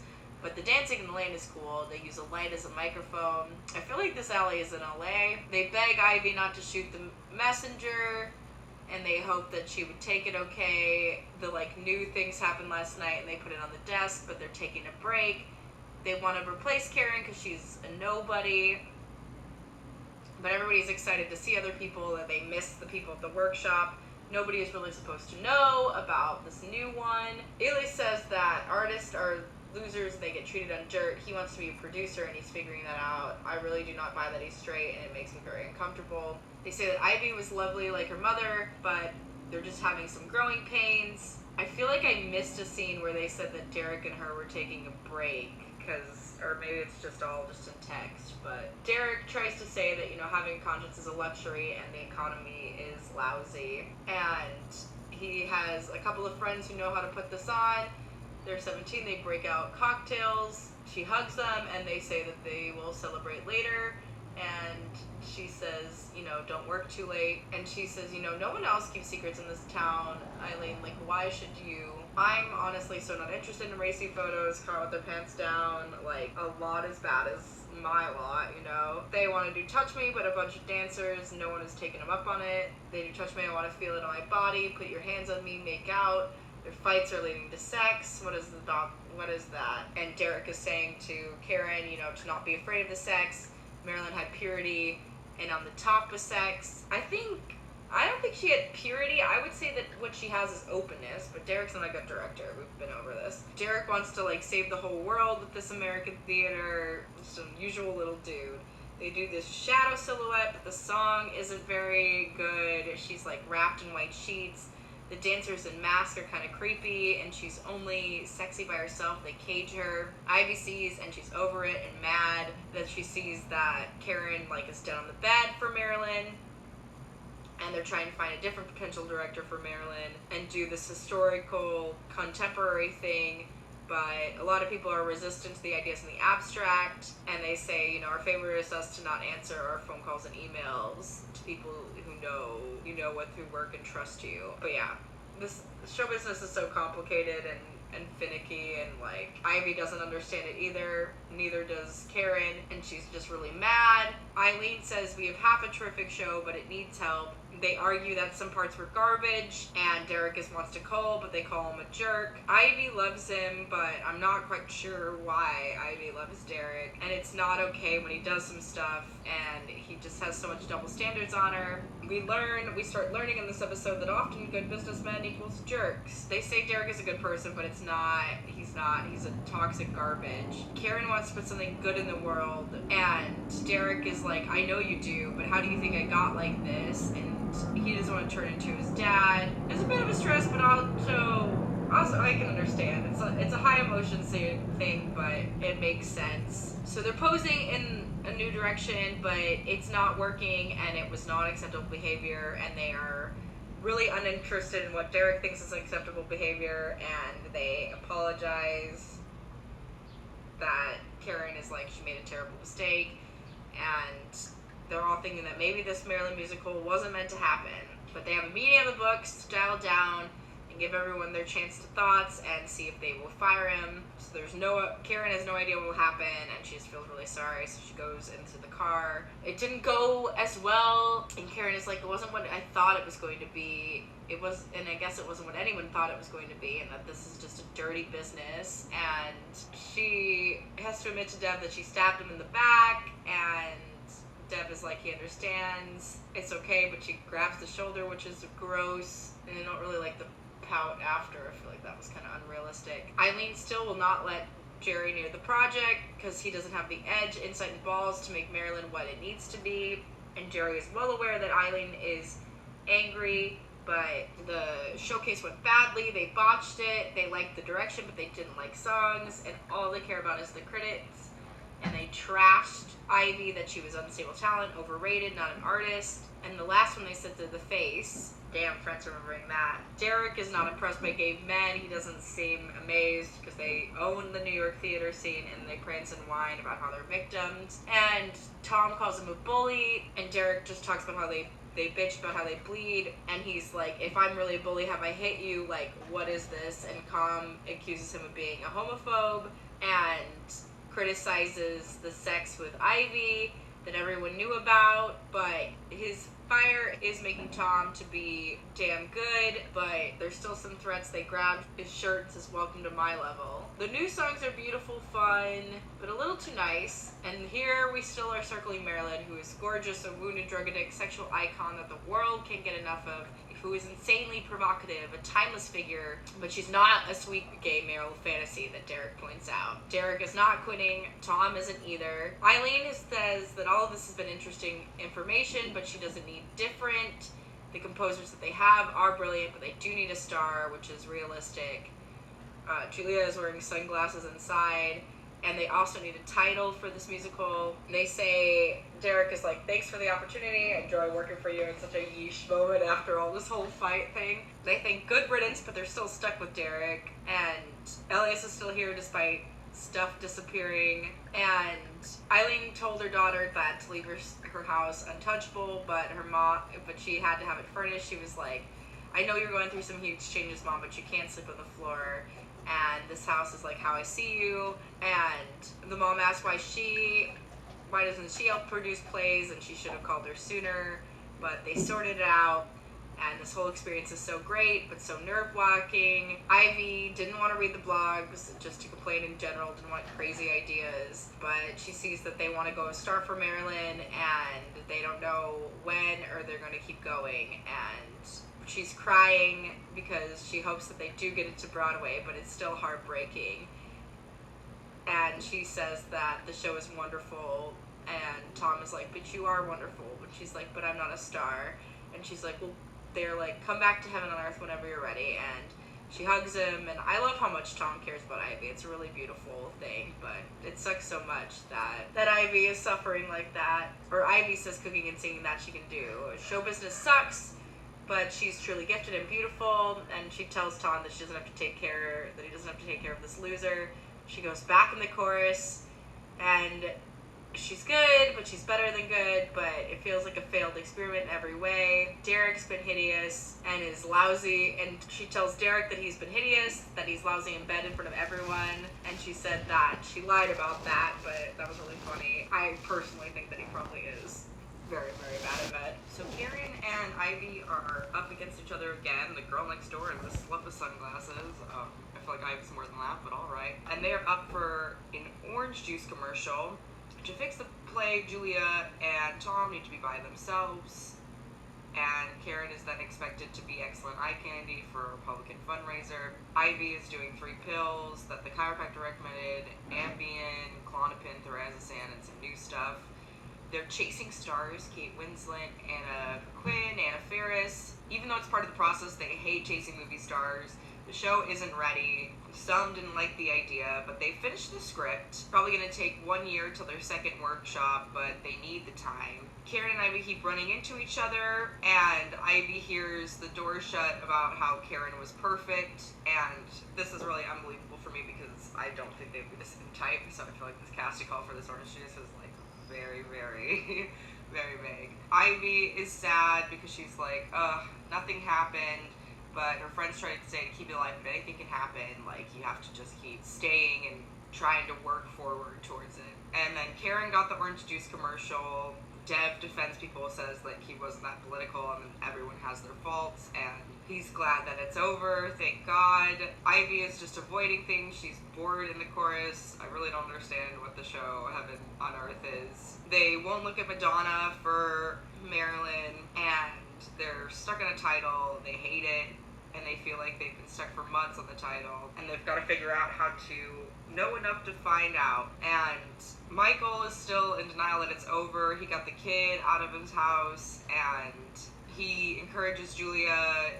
He says, you know, you're not stupid, like, and she's just like, listen, I just really, like, I already have betrayed me and Leo in 18 years of marriage, and she's like, it's just disgusting to keep doing this, and she basically says, you know, sorry's not good enough. She says she didn't want the affair to happen. It was an accident. She doesn't know how to talk about it, and her husband, I think, hits her back, and that was not okay, but she definitely didn't choose for Michael. I don't think it was an accident, but I think maybe in, like, perspective, like, she was like, oh, this is not what I wanted, but that one wasn't all of an accident. So Karen is in front of a green screen. I love that the only thing in the fridge is orange juice, and she does 200 times, which she doesn't think seems too hard, but she's not supposed to drink it. Michael still just wants to talk to Julia, but she says that's not easy to do, and he's like, you know, you're not allowed to like shame me about my wife and kid, and she's like,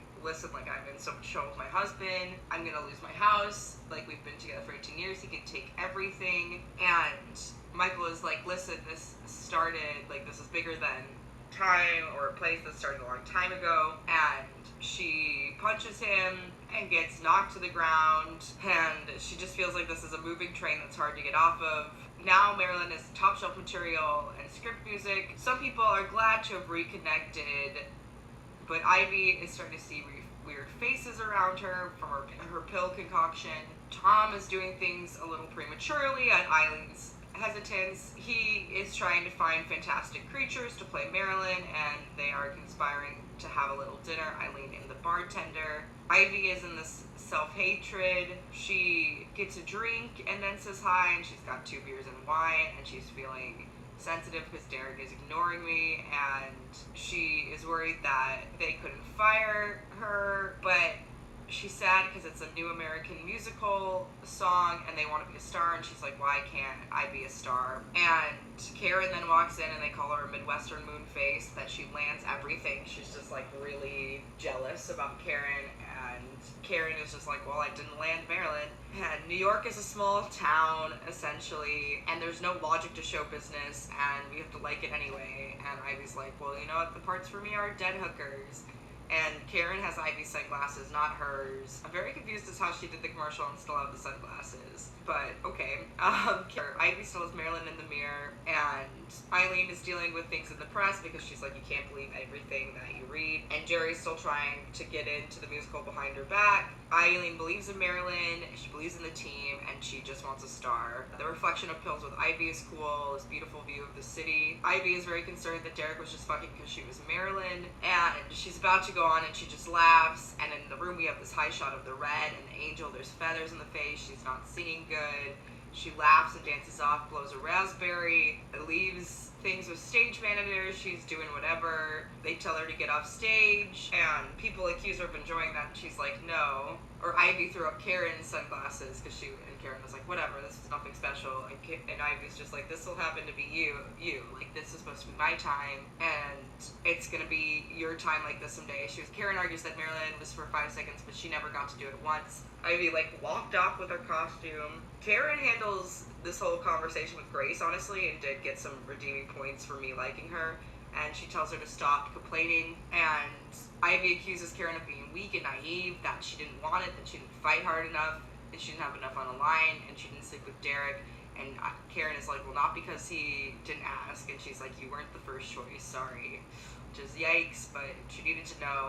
And Ivy is like, you know what, don't worry, Karen, my mother has said worse things than that on Sunday and school nights, and it's like, same. So Julia tells Frank because of, they think, the guilt, but he's leaving, and she begs that they're still a family, and she's like, she made a mistake, she wants to talk, and he asks how long when it started. She requests privacy, and Frank is like, you don't get to decide things right now. And Julia's like, please, and Frank is like, oh, don't tell me what to think, and she's begging him not to go, and she admits to, like, the cheating, and she says that he's like, wow, so you're never gonna tell me anything, like, I was never gonna find out, and she's like, please forgive me. And their son begs Frank not to leave, but he leaves anyway. And we see baby Ivy turning into a child, being there. Everybody's mad because they have to have all these people take care of the show, because a lot of people want their money back, and they don't know where Ivy is. Karen likes Dev a lot, but doesn't like Republicans. Everybody is infantilizing Ivy and who she is. She goes to Sunglasses and gets $20 of alcohol, and Ivy is like, I feel bad. If you want to be nice, give me a 20, which is a little manipulative. And Karen comes, and Ivy's just feeling like she needs space, and and Tom is like really worried about her, and Sam is like, listen, we've got to stop like acting like we're parents. So they're sharing the alcohol in the bag. I don't know if you can drink like that in New York, but Tom says that he likes crazy people singing on the street. There's like goofy dancing, but it was a good number, honestly. The cheers drink to that with Karen and Ivy. I really liked it. And they got a good crowd, and she throws her clothes down in New York City. People are clapping, they bow, and they say that, and Ivy's like makes really sure with Karen, like, even though Karen helped her out with this, that they're not best friends. And Karen is like, I know, and it's so sad, I wish they could be. So it's 5 a.m. Rent was in 1996. They camped out for tickets. Bruin won the Stanley Cup. Derek finally texts, but Ivy is like, he's loved you more than me. So they're gonna go Dutch, but Karen is like, you owe me dinner. Eileen is like thinking about not answering their phones anymore. She's looking for someone to co-produce. Everything is still early, but she's still got to negotiate contracts, sell to investors, address the creative concerns, and she's encouraged to do it because she has to answer phone. Like, it's more about casting, and she went about it all wrong. Michael's family is okay, and his wife doesn't know, which is not good.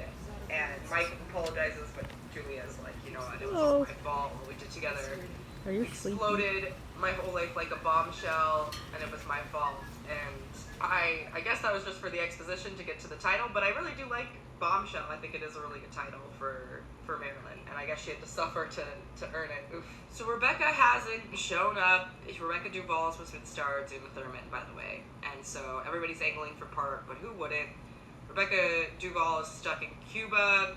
They had a brief travel hookup, and just because other people are in doesn't mean the money's in, and she's worried that they've got 2 days to go and then pulling out, and that Dev never made it past the chief of staff and buried this one story. Ivy is worried that she's never going to be able to hack it to get a star, and she breaks new caps and drew stuff all over her face. She's mad that Duvall said that she was dying to play Marilyn and doesn't even show, and she knew all the blocking, but after what happened at Heaven on Earth, Ivy can't even get into the chorus. Duvall has terrible Spanish, and Eileen is working out co-producer credits, setting up these antsy investors who are weasels, gives her bartender buddy the own key to an apartment. Ivy needs a job, but the whole town is talking, and everybody's worried that Marilyn is going to be a train wreck, but Eileen is assuring everybody that's going to be fine. There was a long wine shot. I did really like the terrible musical video star, like the red dress and her looking like Marilyn, but the cover is just not very good on the magazine. And Karen is having this fantasy of everyone loving her as Marin. Elias is having trouble. They're gonna have to go to stage without a star. Duvall's never even done live theater and has to be ready by weekend. Derek says this joke oh, maybe someone should cross dressing the long way, and is really brief. It says downstage to your scene partner, and he's testing Karen. He's like, well, pencil in because you can't remember the simplest blocking, and go downstage, and he is betting on her crying or getting fired. Julia and Tom do their tradition work where they find the production of Three on a Match, which is kind of their anniversary of their business, and they go, and Julia talks about how her husband was jealous that because the production of Three on the Match also fell on their anniversary, and the husband was jealous that he had to share her. Karen accused Derek of sexually harassing her the first day, which he absolutely did, and Derek's like, whatever, it's not a big deal, we're handling it, and Karen accuses him of lying because he's upset, and there's just a lot of yelling, and she is like, you know what, yell at somebody else, and his sexual harassment could bid up $7 million, so he's feeling a little everybody's feeling blindsided. So they meet with the director. The actress is a few days late, and the bartender I think has money, but it's kind of done under the table, and he's just like, hey Eileen, no one's gonna force you to take this money, I'm not like Jerry. And she had 2 martinis, and the bartender's like, you flirted with me once, but it doesn't have to be that kind of night. The so-called investors will invest in the movie star because they have to, and it's a galling business.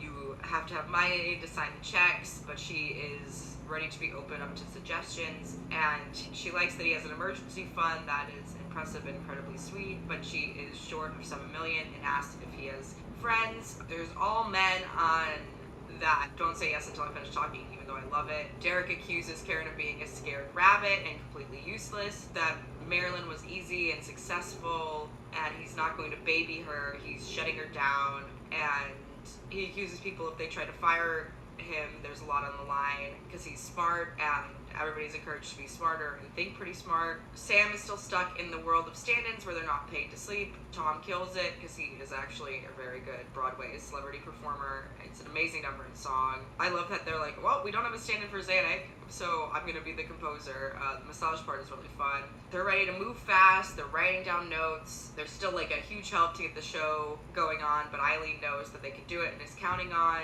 And Karen is working on like one smile, so won't know what hit him. And they accuse Marilyn of being a body, but what a body. And Karen knows that everyone is betting against me, but she knows what she's doing, so she brought present pearls like Marilyn wore. 5 Appletini's in. Eileen and the bartender talk about like, oh, this bar is a piece of junk, but Eileen still thinks he's sweet. They switch last names. They have 10 years, and they get a real gift where it's signed by the cast and crew of the 112th production, and they're like crying into aprons, Julie and Tom, and Eileen is trying not to be an insane person, but she is worried about the illegal money that she could take. He doesn't need the money, and it's risky, but once it hits jackpot, they can pay it back. Karen is encouraged to be there, to look gorgeous, do whatever is needed, but she can't talk back. And, you know, she needs to be present, don't waste it. Deb is doing this press interview for Washington, and they're both workaholics. A political junkie, but she says that's so sexy. Lots of irony going on in this episode, and they don't know if Broadway is going to go through. They haven't told Ivy, and Ivy's all mad that people are lying to her. And while a lot of people loved every minute, Marilyn the musical is not up necessarily to Derek's standards, and Frank's feelings are really hurt. He's really moving out, and he's overwhelmed and wants to be alone. He doesn't really want Julia to do musicals anymore because it needs to be about her or us, and Julia wants Frank to talk about more about really what's bothering because she thinks it's deeper than that, but he just left. She's left him 100 messages, but he won't pick up or call back, and she sees that if Leo is managing, and he is somehow, but she has ruined everything, and she just feels like she needs one convo with her husband. But Julia is like, you know, sorry I wrecked our anniversary, Tom. And Tom is like, well, why didn't you tell me? Like, she was like, I didn't want to tell you because if I told you it was real, it would become real. And Deb and Karen are play wrestling, debating if he's going to come to her show. So Julia doesn't even know if she wants to come to the show because it like exploded her life, but she thinks that maybe, well, Leo asked if like her dad's gonna come there and if he should come see the show, and Julia thinks that she's not the only problem in their marriage, and Ivy and Derek get into a fight because it's really cold outside and she needs more than what Derek is giving her, and Derek's like, then fine, go get it. And she says, you know what, she loved Marilyn, and Marilyn worked hard, and she worked hard on it, and she deserves a second chance, and she's playing nice to get back into the show. Sam keeps talking about how, like, the Knicks game lost, and he tries out the trash, and wants a tall man in mesh shorts. And Deb is like, do you think I'm blind? You're at the theater all the time, you don't like politics, and you have feelings about somebody else, and I don't really know if I can accept this. And Karen's like, okay, because Deb kind of quickly changes his tune. So Tom might have realizes that he's crazy about this dancer, and he's like, you know, I barely know him, but people notice that he lights up like a candle when he looks at him, and his current boyfriend is like, you don't look at me like that. And Julia asks if somebody stole Frank's cell phone because she won't pick up the calls, and she's like, I know you're hurt, and I know you don't feel ready to talk, but she's like, I can't take this anymore, you're going to have to talk to me. She feels like she's gonna die, which is a little abusive, but I understand how that feels. Like, ghosting is not necessarily great, but yeah, sometimes you need space, so that's why you should just say days, just put a number on it, not that hard, you know. Elias looks into Nick, and Eileen gets all mad at him. She's like, how dare you dive into the life of my friends, and he's a partner, you know, so go get coffee and take this with you. And yeah, the guy's really stiff as an actor, and I also think that Eileen is a little dumb for all of this, but it is what it is. There's a really stupid lecture of like trying to think like Marilyn that Derek gives. It's not helping, but Derek wants her to listen, wants Karen to try to listen to him because he saw that Karen has the potential to do it, and he keeps yelling at her to go down stage, and he doesn't care if she disagrees, like they need blocking, but Karen is just kind of like, that blocking sucks. It's like all this crap about a woman needing a home sounds like something Norma Jean would say, and she's trying to have a baby with him, like she wants to stay with this guy, and Derek is like, that's how he sees Marilyn, and that's how directors are, but they all accuse Derek of getting extracted by the Marilyn fantasy. They forgot the key, but Marilyn is coming home. Rehearsals are tomorrow, there's great work, and the show is better off for it, and Derek apologizes for that night in his apartment, and he's like, I know there were certain assumptions, and he's like, this experience was hard, and it doesn't necessarily make him warranted or justified. You know, there are still like a lot of notes, and he doesn't expect miracles, but they're gonna work tomorrow. Deb gets all mad about the casting call, and he fights Derek, so much violence, but he lets go, and that's helpful, and I'm lucky that they're held back. Lots of bloody lunatics in this. Ivy's back on the ensemble. They all try to be nice on the phone to Rebecca Duvall, and Derek is accused of shagging every leading lady's understudy. Eileen is like disappointed in kind of the money when she sees it in their underwear because she's having this like relationship with the bartender, and there's pressure on people to quit and not wanting them near the project. So they're going to throw the next show outside of New York. And Marilyn is everything at this point to so many people in this cast. And she came to this city, and you have to give up everything you wanted to get what you want. So they deal with the Cuban crisis that Rebecca Duvall was in because she was working on television there. She wants to see the designs, and she brings in more investors, and Uma Thurman thinks that the musical is too poppy. So everyone is dressed all nice for the star, Uma Thurman, but Uma Thurman is a little old, and they're like, oh, Marilyn was 36 when she died, and they were like, Uma Thurman is 36-ish, which is oof, you know, coming for that ageism. So Sam and Tom are gonna go on a real date, and they have a reservation tomorrow at 7. They're the little lovebirds right now. I'm glad it's the gay couple, but they struggle to find where the restaurant is, and Tom, I guess, usually never waits for tables, and Sam like admires his patience. Uma Thurman is not very good, but because she's a star, they can't say that, so they're like, okay, nice, let's look at blocking. And they're like, oh, her singing voice is not bad, she's just loud, and everybody is considering group suicide, because they're like, okay, we have a star that's not very good, and thus makes the show not very good. And everybody was like, you said that she could sing, and that she would be top-notch, and she's utterly charismatic, but she's not an opera singer, but she gives great reads, and she can add to the scenery and fill up the sheets, and they can use shadows. They're like, let's bring back Ivy. She was talented. She had a bit of a rough patch, but she's fine now. And Cartwright is still green, and they love Ivy, so they have 2 more Marilyns, because the Marilyn needs to be able to sing. Kind of important for a musical. She sings Uma Thurman, and she's in a good mood. She's crush. The shoes are cute, and they're rocking perfect understudies. Uma Thurman got a new cell phone because somebody else stole her part. She's very giggly. Eileen is under pressure because they're demanding $1,000 back, but it's not that bad. They talk about how Marilyn was beautiful and famous and had a life, and people are still counting down until that part is Ivy's, and she's like, if it's not gonna happen for her, she's in the wrong business. And they're like, hey, that's not true. And she's like, I don't think they're gonna be needing me. And everyone's like, well, don't be so sure, just don't go anywhere. So then, like, Derek has this weird fantasy that's very sexual. Sometimes Uma Thurman is not so stiff, but I don't think she has. It's not that Uma Thurman is not sexy, right? I can see her sex appeal. It's not very much my particular brand of sexy, but I can see why people see her that way. But I don't think she has it for Marilyn, which is like a little bit of the point. And obviously too, she was a celebrity poll to get more viewers in. Like, the way that this show is produced that's a reason, you know? So Deb is avoiding the press secretary. He never gotten less than a B+. Leo is flunking 2 classes. And Julia is shocked. She doesn't know why he didn't tell beforehand, and that he's never gotten less than a B+.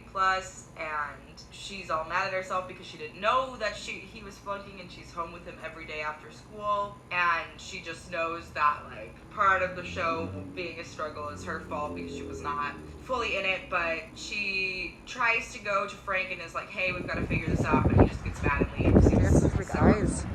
And everyone is hopeful that with Uma Thurman that she'll get it right eventually, but they don't see that it is going very well, and they're just wondering if maybe Gwyneth Paltrow should play Marilyn. They do like an actor studio scene where you see the classes, but Uma Thurman argues they don't have enough time to deep into the psyche for the music to be deep and smart. She thinks that the music is boring in there, and she thinks it'd be better if she'd sing it, and she is driving everybody crazy.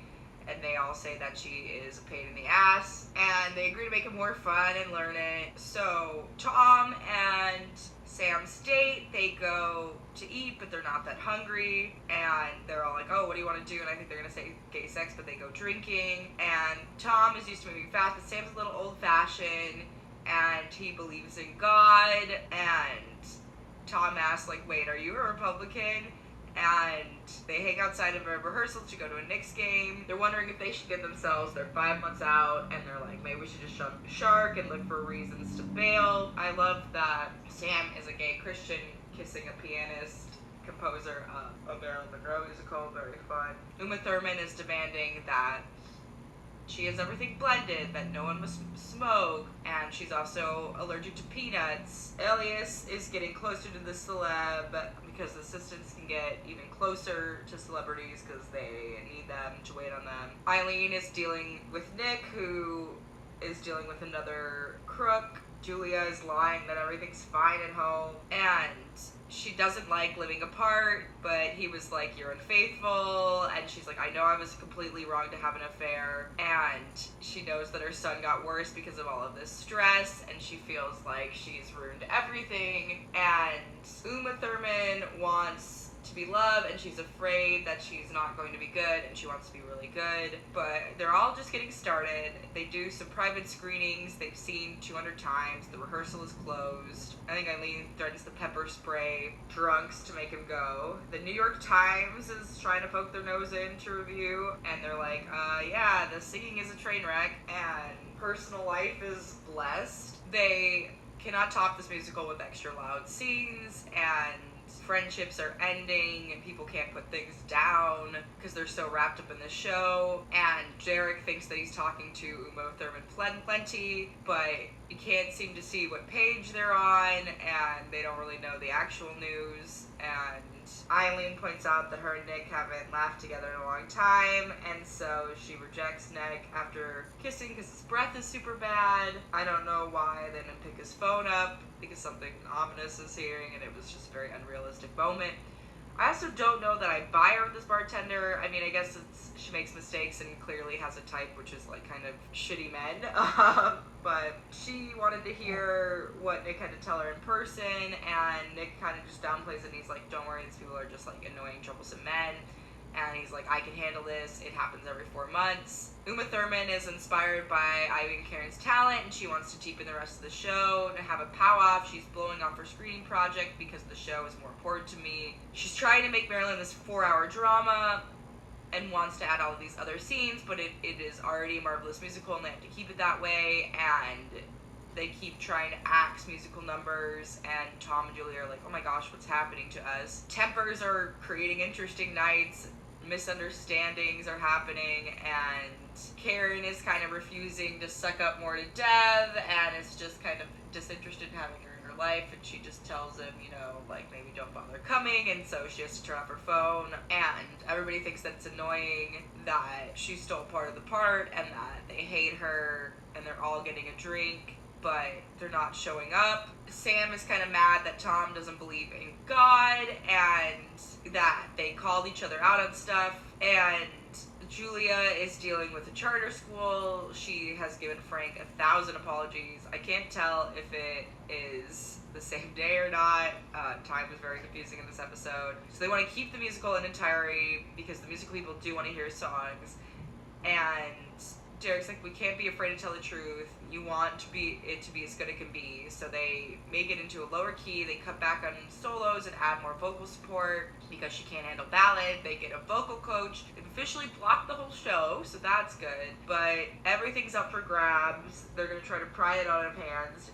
Uma Thurman is unstable. They never said that she was perfect, but she is a lot of trouble here. And Karen tries to cheer her up because she's having some trouble in paradise, and Derek tries to encourage her that she's still hot, but her stuff with Deb is making her feel bad, and she's encouraged to get thicker skin. So they're looking over contracts and signing things. They think that some things are completely unacceptable. Everybody is getting mouthy and blaming. Leo argues that college isn't going to care, but Julia says that everything counts. Deb assures Karen that they can marry and have kids and blow up, and Karen is like, hey, that's cool and all, but no matter what, I have to take care of myself and my future, which is really great advice. And a lot of people are like, hey, Karen, like, don't do something stupid, because we've all done something stupid and we want to help you through this. Leo is given the goal to get a B+, and people will talk. So they go out drinking and talking.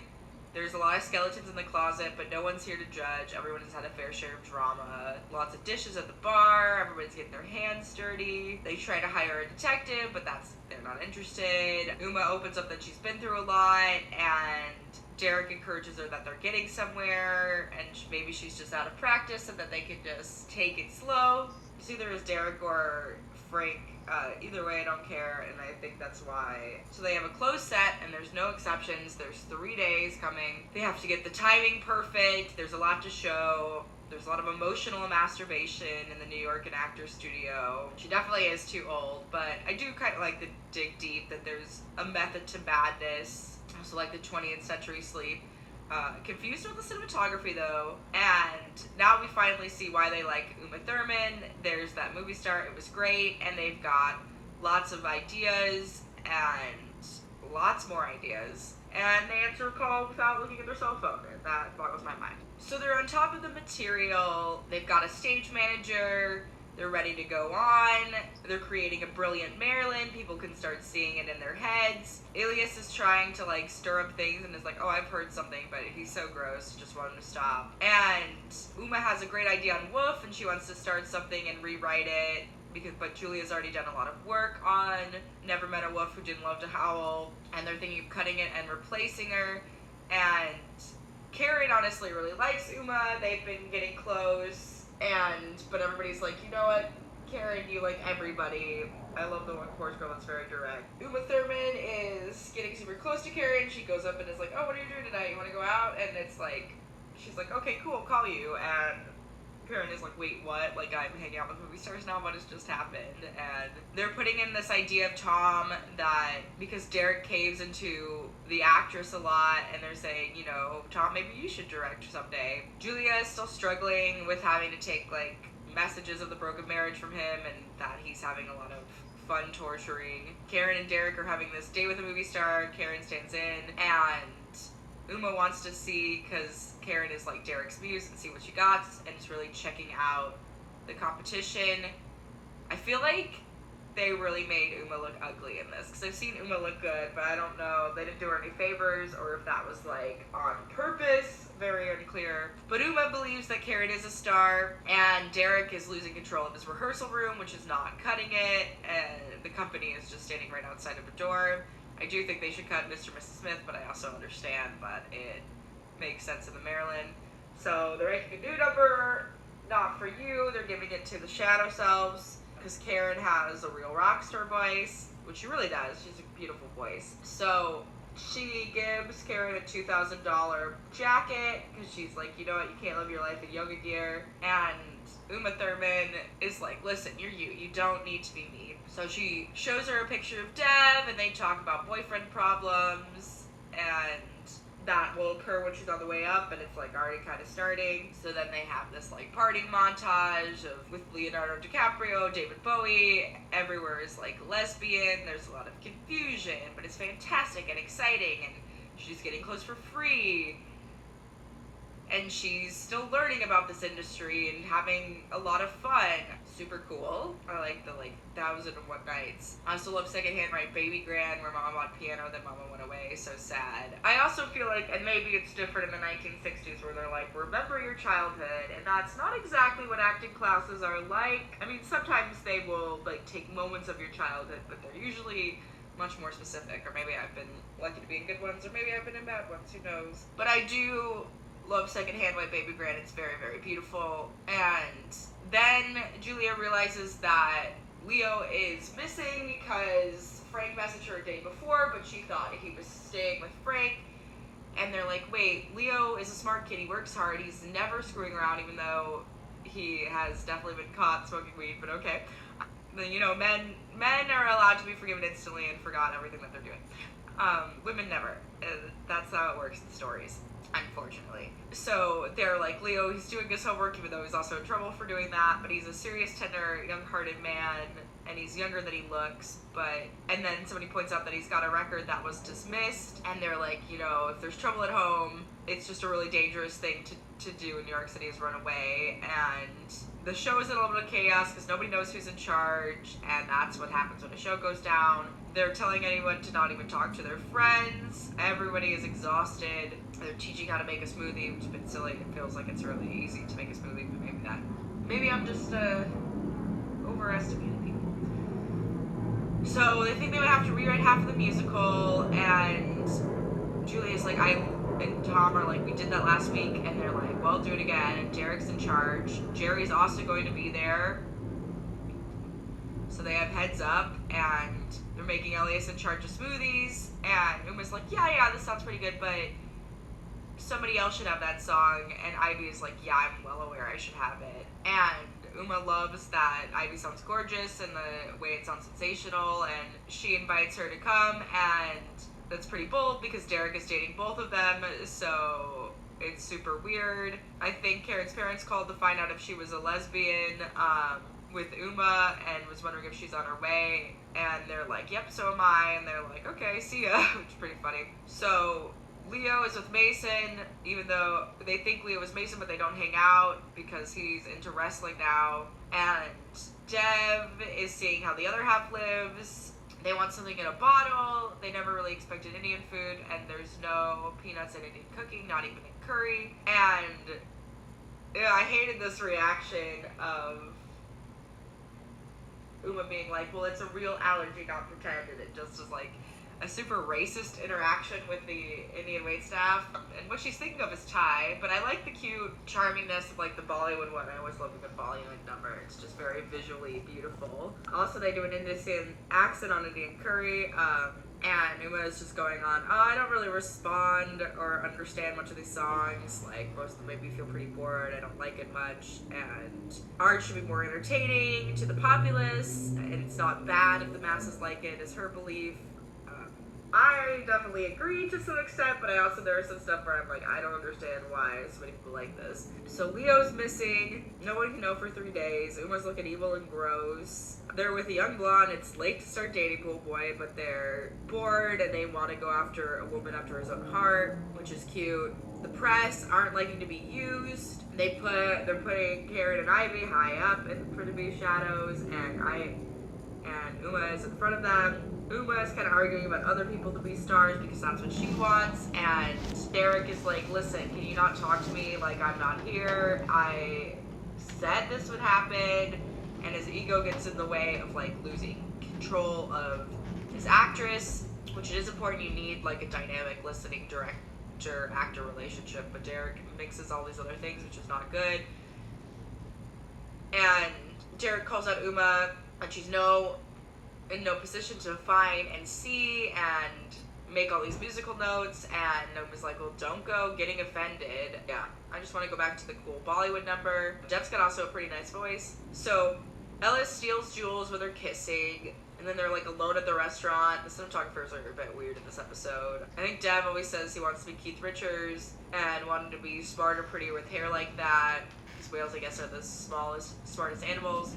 But then he gets angry that Karen left him because she was dealing with Uma Thurman. And Uma's like, when you're young, you think you're strong, but it can turn against you, you know, and you should trade up. And Elias is like trying to get Uma to talk to him now, and she's such a creep, and Uma's like, I'm famous. So Leo is, I guess, hooked on weed, maybe other drugs, or Mason got him hooked on drugs and like helped Leo run away, and Julia is just really lost. She screwed up really bad, and she feels like she's referring to herself as a loser. So then we're on the floor of the rehearsal room, needing space, and Leo was on the floor of room. He just needed space because his parents were making him nuts, and he just needed to clear his head. And his friend is like, I wouldn't have done this. You should have said something to your parents because they thought you were dead or kidnapped. And then he says, like, it isn't his fault. And it's like, it's totally Leo's fault. But he has to hold it together. And he's like, well, and he like made his friend lie to his parents. Pretty terrible. Like, it's pretty much his fault. And they're like, hey, you should call, you know, and he's like, I don't know if I will, which I'm very happy they got rid of the family in the next season. It does, like, drag down the pace. It makes it an entirely different show than what it is. Also, it's not like the son actor is that compelling. Lots of notes. So Julia is under the weather, and Derek is just over it. He says he's going to kill them both, which is not great. Everybody's at a high because we're getting closer to showtime. And so Derek is all mad, doesn't want to be told what to do.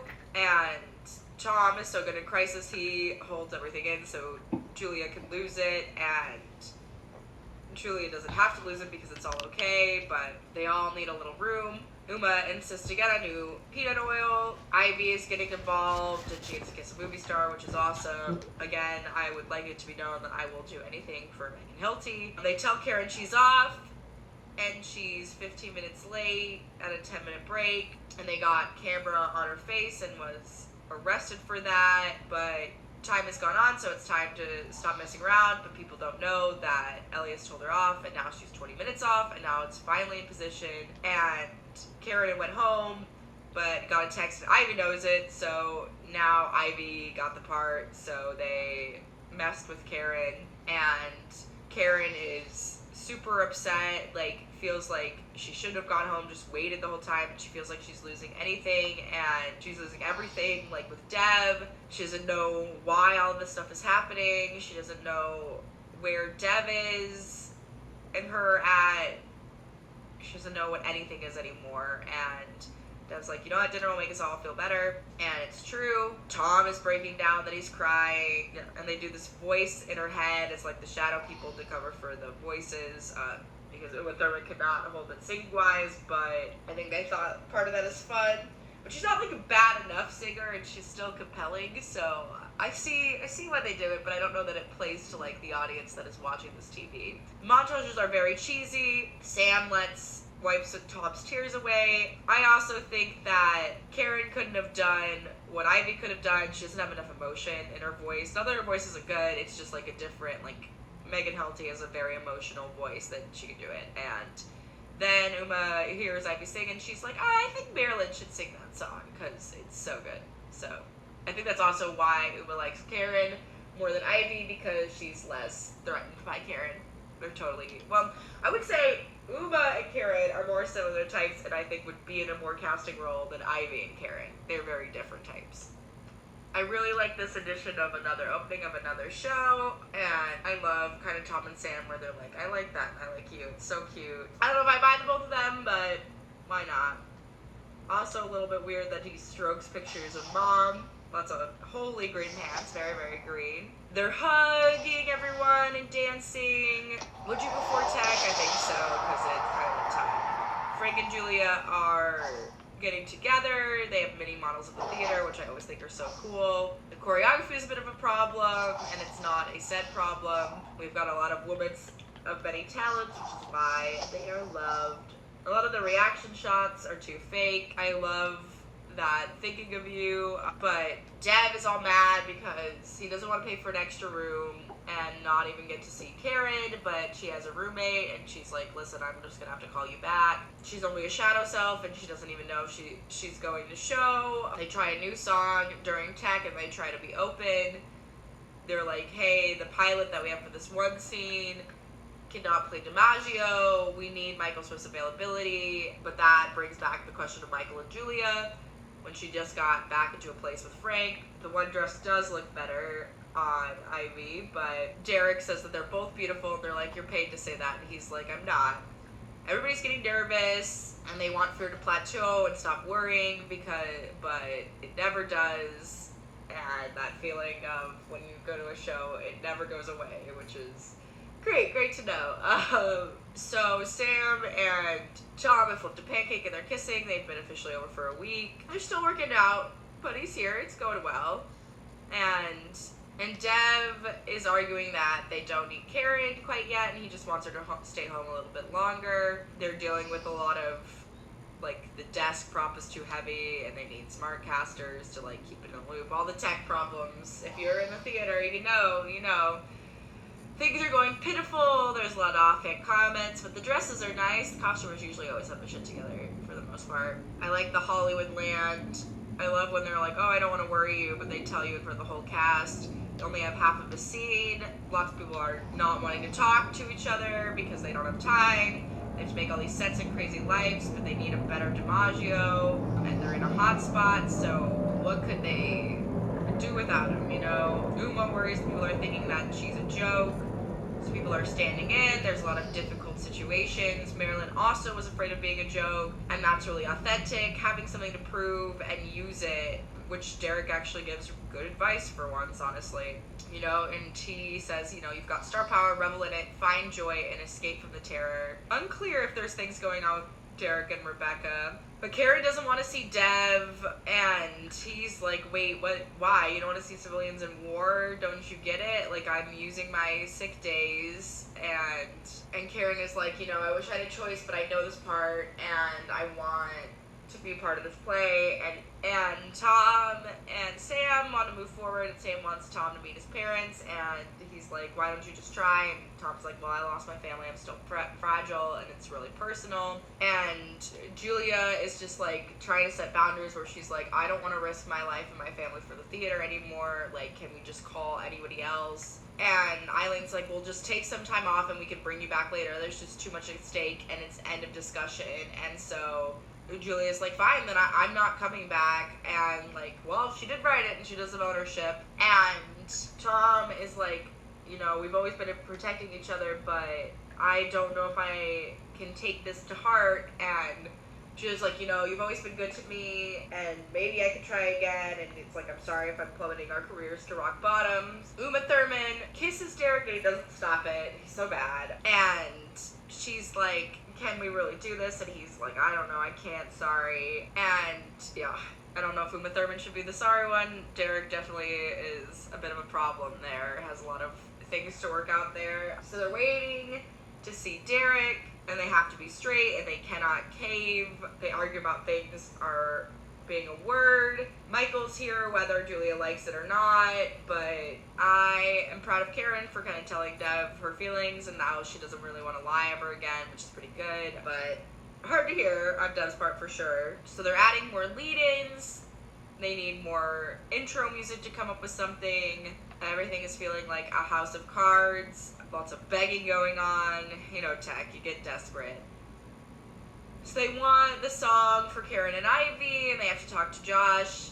I do like History is made at night, and in the morning they have Rebecca Duvall sing Happy Birthday, Mr. Director, and have like a huge cake, which is like, thank you, Marilyn, but Ivy is getting really bad as everyone claps, and Karen is coaching her because it's just a performance. Sam's parents are coming because they saw the publicity photo.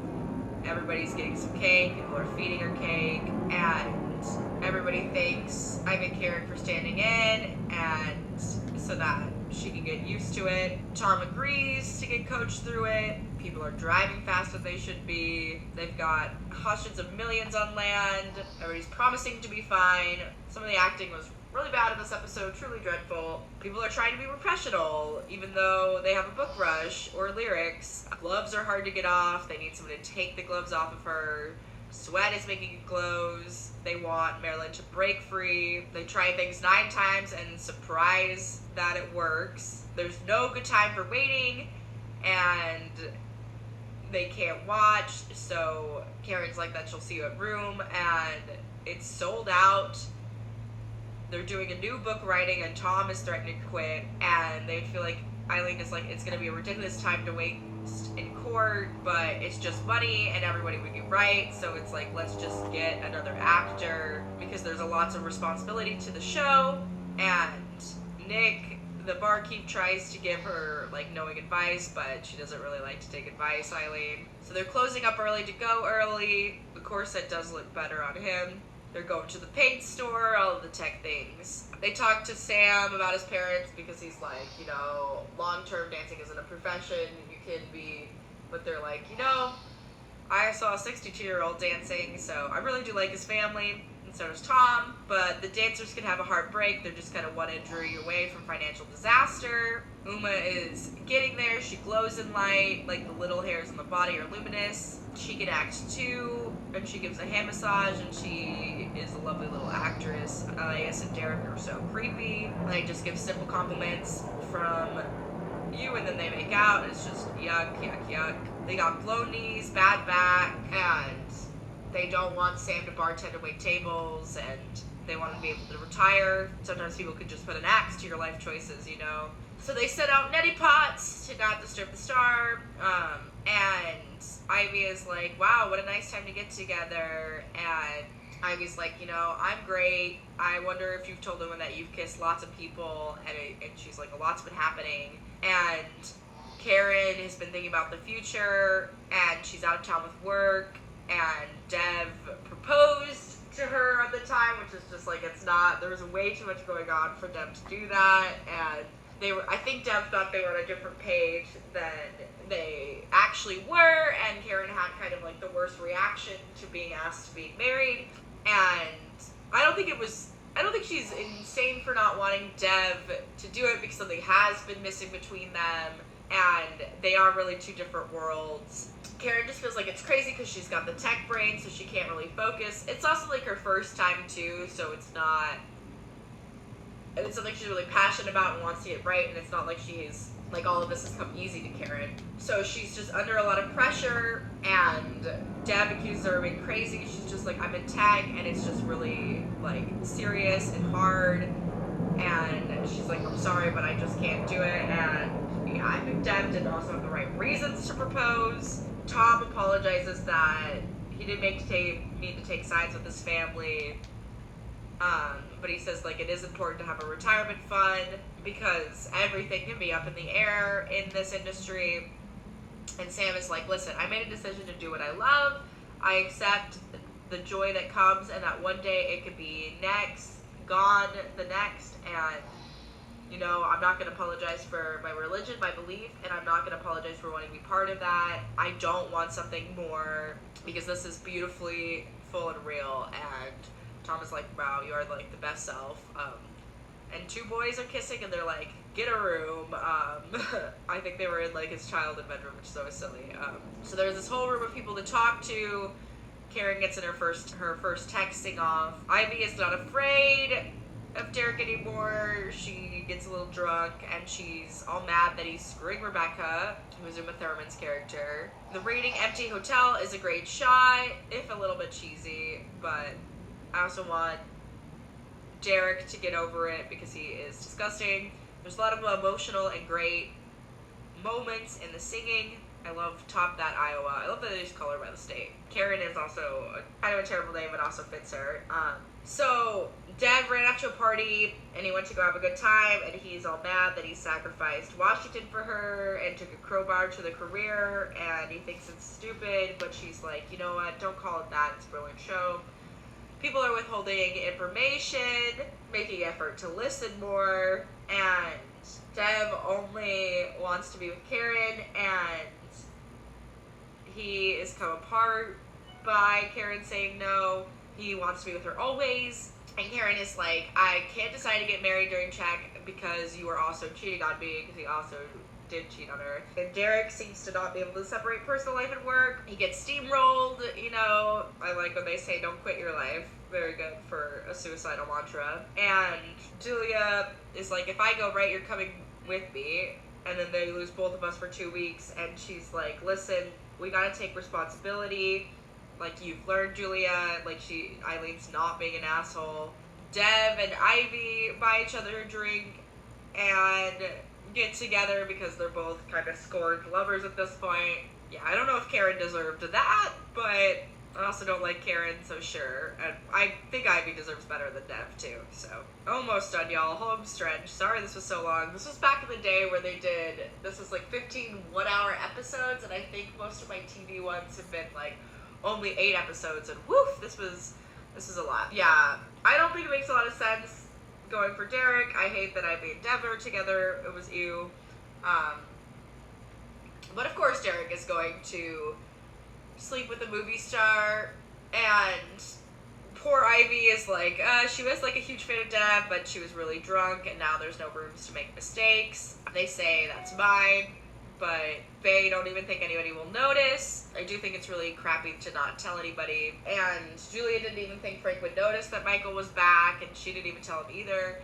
And they were lucky that Michael came back, even though they don't think that Ivy will tell Karen about Dev. I 100% think that she will tell her because she is that bitch. I hate that they arrive right by the family and she doesn't say anything. There's only one person who would enjoy that, and they don't really want. Derek's all mad at Tom. They needed costumes yesterday. I guess the costumes are having now a problem. But it's nice to see people looking good. People are coming, but they're not speaking with Derek. People are like fighting, but a lot of people don't have a super strong stance. They say enough on hand with Ivy, Julia, and Michael Swift, and they feel like everything is blowing up. People are wanting to strangle people. Theater is intense, I will say. They think that nobody noticed, and they haven't started notes, and Karen is just freaking out backstage. She's like, listen, and Ivy's like, listen, don't be nice to me, Karen, because I will fall apart. And Karen says, hey, everything's not your fault, and it's just like, they're all out of town, and all hell breaks loose. So people aren't talking, but they do need 5 minutes of talking to me, and honestly, I love that they were like, do you have time to yes? And you're like, to talk, and they're like, yes, in 5 minutes, and you're talking to me already, which I love a good boundary time setting. It really works for the producer. They thought, like, Jerry accused them of being in a fool's paradise, but actually they're in pretty good shape, although I didn't love the enthusiasm. There are very funny moments in this episode. I like the kiss in front. I like the significant move. They've got a lot to do and very little time to do it. They're just focusing on blocking, no costumes. And Karen calls Uma and she's like, oh, are you interested in Derek? Because Ivy's been seeing him, and Uma's like, oh, I didn't know that. I'm surprised. She was like, wait, which one is Ivy? And it was like, and she's like, if you didn't want anyone to get hurt, you should just get out of show business. So they sit with the producer. They got first curtain. They can't reach somebody, but they don't want to miss cues. I love the boxes that they incorporated in this number. When they've just started, it's so far, so good. Uma still doesn't have the voice. Karen is worrying about Dev, who has already done the worst thing that he could to her, and guys always do it. People are sitting too far away out of light. They've got this weird close-up that makes the person look like an idiot. And when people are afraid of looking like idiots and being hung out to dry. The set is great. It was great Heaven and Earth, too. There are so many people sleeping with the director. It's disgusting. Again, they say smash the title of the TV show. Lots of great dancing. People like to talk, but they don't like to listen. It ends on where Marilyn passes out on the bed and she dies, but nobody claps. I mean, it is sad how dies, but it is kind of bummer, small applause. Karen still says that she needs space, and Dev is like, I'm worried, I'm sorry, I was such a jerk, I overreacted, and I trust you, I do. Ivy is like, oh yeah, I've never met Dev, hi, it was famous, and it's just awful. And then they get to a big thing where they're like, hey, you guys, you can't end the musical with a suicide theory. It's the darker take, and my heart wants it to work, but it doesn't. They're like, what if we did a reunion with the younger self, like kind of an HBO Ashley Judd, like everything died, and because they want people to rise to their feet with a standing ovation, so they need a new ending for it to run forever. But they're like, Marilyn died, like this is dumb to try to redo it. And Julia and Frank are unsure if they can work it out. they've got to write a song. Sam wants Tom to come to church with me, and Tom is like, well, what happens in church? And they're like, we sing and we pray. And he was like, well, I'm Jewish, and we used to sing, pray, go play, and eat, and complain and eat with God. They want Uma to take more time, and Nancy. And Derek's like, listen, the real problem is that Rebecca is just not landing, and how are we going to get all here? Like, and Derek wants to take over producing because he feels like Eileen is not doing it. Everybody needs some rest, but things are not going good. Karen was really worried about what happened to Deb. They make sure that she has a ride home. I love the song that she sings and she sits at the piano. It's definitely better than Uma Thurman. It's so sweet. I don't want anyone to sleep with Derek, especially Karen. They go to a pub in London, and he's like, I couldn't take my eyes off of you. I haven't heard you sing like that. We have some time to practice, some like it hot, and she's like, don't you have rehearsal? Like, and he's like, I don't have to be there till 12. And Karen is glad. Deb came, they got space, and Karen's like, I love you. But when what came about ruined our relationship, and when you left, it scared me. And Karen says, you know, you're not going to lose me. Can we get married still? Like, the offer is still on the table, but... And he's like, I left it in New York, oof. And he's like, I'm not going to say goodbye. Like, 3 days ago you said you loved me, and you spoke places, but she's just like, you know, get out of my way. And Derek is like, listen, I have to have sex with a movie star. She needs attention. I have to give it to her, which is just like, there's so many other approaches, Derek, and... It's just, he's like, yeah, he insists that it's not unprofessional. He insists that it is professional, and that's why he's doing it. Like, and it's hard because it's like, you know, Derek's not the first one who did it. It is, like, a product of the culture of all of this, but it definitely does, it's so cringy, especially with today's context, and back then, this was a different time. We were still, like, raping women and thought it was fine, which is not, it's not, you know, but, and he says, yeah, Derek is just like, yeah, even though it's unprofessional, I'm doing it to be professional, and we're professional, and that's why you and I do well together, Ivy. And, yuck, dying up there alone in Boston, dying on the musical. And Uma is just sad, and she has a shrink take all of her calls, and she's like, opens up to Karen, and she's like, you know what, and even Derek, and she's like, it's not anybody's fault, you know, I'm the star, but nobody thinks that I'm a star. And they want Ivy to be Marilyn. They don't know somebody else who could do it better. They want to come back to Ivy to do it, you know, Marilyn knew it, and in the first preview, everyone knew it. So then Rebecca gets an allergy attacked. Somebody needs to help her call her, but all they do is like pat her on the back when she has that. It's pretty awkward. And so they're like, we can't do the show tonight. Rebecca's in the hospital. She's gonna need a full recovery. She's had a severe reaction, and they're gonna have to cancel the shows. And anyway, they're like, we need to rework the ending. They're like, no tweeting about this, no social media, don't leave town. They go to the church to say a prayer because they need a little faith. Ivy feels bad a little bit by feeling better.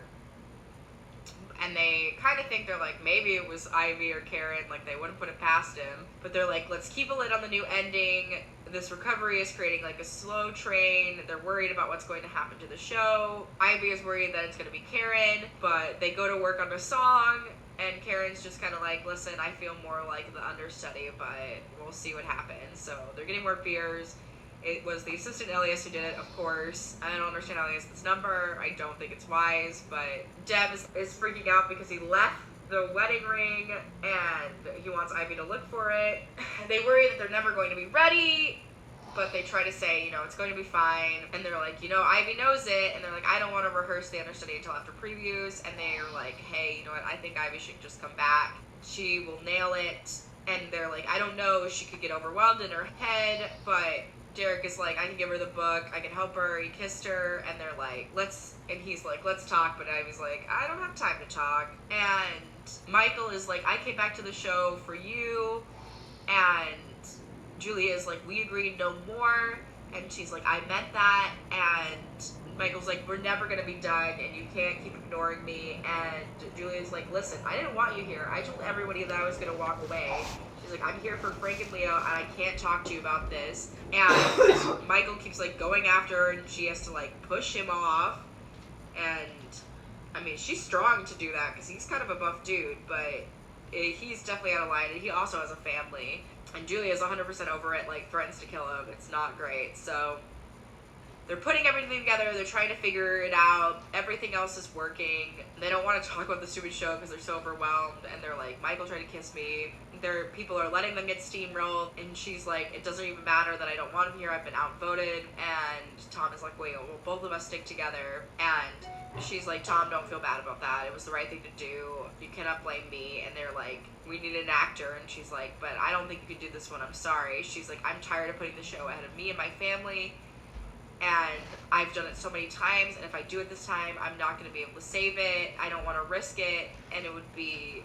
She's like, it's my amazing family, and it's a terrible mistake. And she's like, I'm already trying to fix it. And Tom is like, listen, I'm not trying to condemn you. I stood by you for a long time. And she's like, I'm blaming you that you couldn't support this, that... And Tom is like, you know what, you never always take fault. Like, you're always so righteous. And he's like, I love that about you. And... I don't know, Tom is so kind sometimes, but they really are such a team, even though they struggle sometimes where they're not, but that's a true team. No team is perfect, you know, and it's mounting those challenges that mean all the difference. But they're like, the show is becoming more important than all of us, and Tom is really sad, and he teared up hard when she accused them of, like, not acting like a team, and she's like, as soon as the stupid song is finished, she's like, I'm going to see my family. They never found this, like, one person's phone, so she had to borrow somebody else's. I don't know how she lived like that, but people are starting to feel relieved. They're going on stage with no rehearsal, but they have more important things to think about. They're doing shots of vodka soda. They're checking the hotline. People looking gorgeous. Tom hasn't been to church since he was in kindergarten. Sam is a Boston man. They spend more time with his parents. They're hungover in church, but it wouldn't be the first. They introduce Deb well, and poor Ivy has to say hi, which is just like, yikes, but they're making her sing. Frank has said hi, and Tom had to convince Julia to come. Derek would burst into flames if he goes to church. I 100% agree. Derek is absolutely a demon. They talk about trials and tribulations in church, and they said when you praise God, it makes the devil go crazy, so stand with the Lord. Sometimes being in a cult, religion, and churches just always makes me, I don't know. I'm just like, when I really break down the words, I get kind of scared, and I'm like, wait, what? Like, there's a lot of language aspects that they bring other people comfort, and no shame in that, but they don't bring me comfort. Weirdly, Karen is also at this church for whatever reason. I guess because she's Iowa, so of course she would. So Tom is like, yeah, maybe I should go to church more. It's not a bad idea to better oneself. And her and Tom both say sorry. Everybody's waking up. Peanut's getting Uma every time. She was like, she thinks that the peanut was in the smoothie, and she knew it was in the smoothie anyway, and she drank it because she was scared. She'd never been so scared in her life to do a role, and she's like, I'm not going back. So she's like, you should have to do it. I don't want to. Like, you're my understudy. It's interesting that she's, like, not as ambitious and not as applauded. When you're a movie star, you might not, like, want to do things, and I don't know how realistic this is, but I think somebody could just be like, just feel like when a show isn't working and know what they're saying, and know that people aren't going to say it to your face, and know that, like, the career fallout might be worse for movies if she doesn't do good. So she's like, hey, you know, it might as well be you, and it'll happen in a week or so, and it has to be deliberate, but they don't know who will play Marilyn. And finally, on our last episode, oh my gosh, sorry you guys, this was such a long one, I didn't think it was going to be this long, but thanks for hanging in there, and let me know your comments on what you thought about the show and stuff throughout. Here we go. So it starts with 15 minutes to curtain, and they get a new song to Marilyn, and everyone is saying, break a leg, you're going to be great, you're going to be wonderful. And then we go to 12 hours earlier, where Rebecca has said she's not doing it. She gave them at the very last minute, and they already had a lackluster reception of Bombshell. So everything is chaos. There's only 12 hours until the next preview. They have to come up with a new ending and figure out who is going to replace Marilyn. Eileen is telling the press that they made a selection, but they won't give the name. And Derek is looking through costume, visualizing either Ivy or Karen. Derek is like, I'm not going to be bullied into making this decision, and Tom is like, a bully coming from you. And Eileen is like, listen, we can't, like, I wish we'd buy ourselves more time, but it'd be like $500,000, and we don't have a Maryland, and the press is gonna annihilate us. And they're like, the press is already annihilating it. People are storming out, which is just, ugh, this really is like a nightmare post. So they're like letting Rebecca get some rest, which is fine. They tell that they've got a thrilling Maryland in the wings, but they're not ready to release the name yet, and they're just telling everyone to take care, and you're gonna want to see it. And she doesn't know what she's going to do. She doesn't want her fiance to talk about her understudy, and she just like can't even think about that right now. And she knows like everybody else is thinking about it. So the costumes go see Karen. They get the whole company to stage, and Karen is going on as Marilyn, which is poor Ivy. Nothing is really fitting, and Karen is like, there's a lot that she doesn't know, but she's gonna keep up. So they're running everything. It's gonna be hard, and she's feeling panicky. But just everybody tells her to like ask for help. People love you, and they want you to succeed. So they shrug at Tom. It is what it is. Karen calls her fiance, says last chance, and he's like, I can't ask you to do this. She's green, but she's proven herself as a member. And Derek is like, I'm casting her. She's going on. So they have a new song. They're gonna need it. They're 3 right. It's not really unheard of. And they're like making tea, and she's like, you know, it's good, maybe not so much honey. And she's like, I know it sucks. There's so much time, and things are crumbling. And they're in this Grand Old Theater. It's a Grand Old Theater story where the movie star is out, the understudy is in, and Ivy is debating if she can let this happen, but they've seen her do it 100 times, and there's nothing wrong with the workshop. She delivers a part, but Tom doesn't get a vote. They all get Starbucks. They want to make this team as fun and creative. Elias threatens Eileen and says, you can't let this happen. It's Ivy's part. She's seen her do it 100 times. There was nothing wrong with the workshop. She delivers the best part. And Eileen is like, well, you don't get a vote. You deliver Starbucks for the fun, creative team. And Elias says, like, he's like, I've had a long day. He's like, I'm the one who got Rebecca out of the way, so you don't want to ignore me. Well, super nice dude, and way to confess. I love when villains are like, I did this terrible thing, and obviously you're gonna love me for it. Such a movie trope, but also villains will do it in real life. And he's like, you know what? This is not gonna get to Broadway. I own some of it. I put the movie's peanuts in the smoothie, and I blended it. And it's like, he's literally a psychopath because she could have died. And Eileen fires him as an assistant, and thank goodness. And she's like, get out of my theater. And he's like, oh, you haven't heard the last of me. But it's like, you've literally admitted to committing a crime, but whatever. So Karen isn't Marilyn, but she has more chemistry with Swift. Ivy is feeling like a sack of turnips. She doesn't have the tone, so he has to refit the belt. They're rewriting. Dev is all mad because he's like, I thought you needed me. That's why I came here. You don't have to run away or push me. And Karen's like, I'm not running away. And she's like, maybe you're running away from yourself.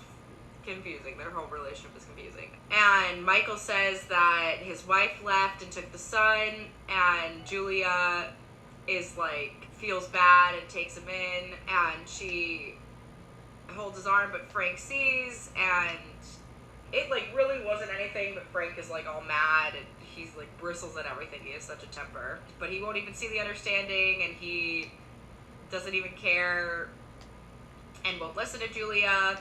And he's just like mad because it's still a question, like, how can they be together if what she feels for Michael is still there? And he's like, I want to trust you, but I can't do it, you know. And Julia's like, there's other things that are going to be still there, like good things that we created. And he's like, yeah, maybe that's all that it is, like the good that has been there in the past, but there's too many mistakes. And Julia goes to get lunch that's so greasy because she needs some fish and chips and vinegar to get out of this one. Oh, her son got her the fish and chips. What a good son. So Karen is looking pretty good, and she's getting better even though she's struggling, and is feeling supported by some people here. But my heart goes out to Ivy.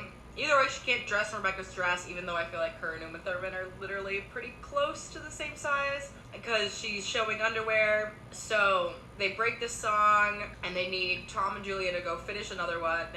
She knows 2/3 of the song. And she's still good. She's a little bit bigger than Ivy at sometimes, but not entirely bad. So they're rushing all the costumes. They've got 5 seconds. They're all trying. Ivy is watching, which is like, I don't know why, because it's just so awful. And they're trying to get these jumps all to nail. Her voice is killing it. I'm pretty impressed that she's going to learn it. And there's no, oh, Frankie, and I never met a wolf who didn't want to howl, which I love when Ivy does it, but in this version, I guess they cut it. I guess Catherine, he couldn't pull it off, I don't know. I love that she's walking on people, and Derek is confronted by Ivy because she wants to know, why did you pick me? And Derek's like, please just don't do this now, it's not going to make sense. And she's like, why is it not me? And Derek's like, I see her in my head. And she's like, he's like, I can't help it, I see her, she has something that you don't. I think it's her like glow, but I don't know. I don't 100% see her as Marilyn. She doesn't have the body. I think Derek is wrong and messed up. So I don't think Ivy should have asked, right? Just don't give that to yourself.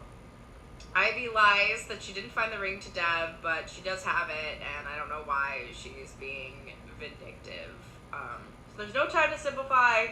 She just has to do it. There's no break. She's under all of this pressure. But hey, she's Equity, which is, I think they're breaking their break practice. She's working on costume change. She was thrilled that she got the only number that she got right. And Eileen is just like up to here, blowing up 7 million, having a lot of pressure from her ex, Jerry, wondering what he suggests, and he's like, I don't think you could do it. Karen finds the ring with Ivy, and she's like, oh, I was gonna tell you.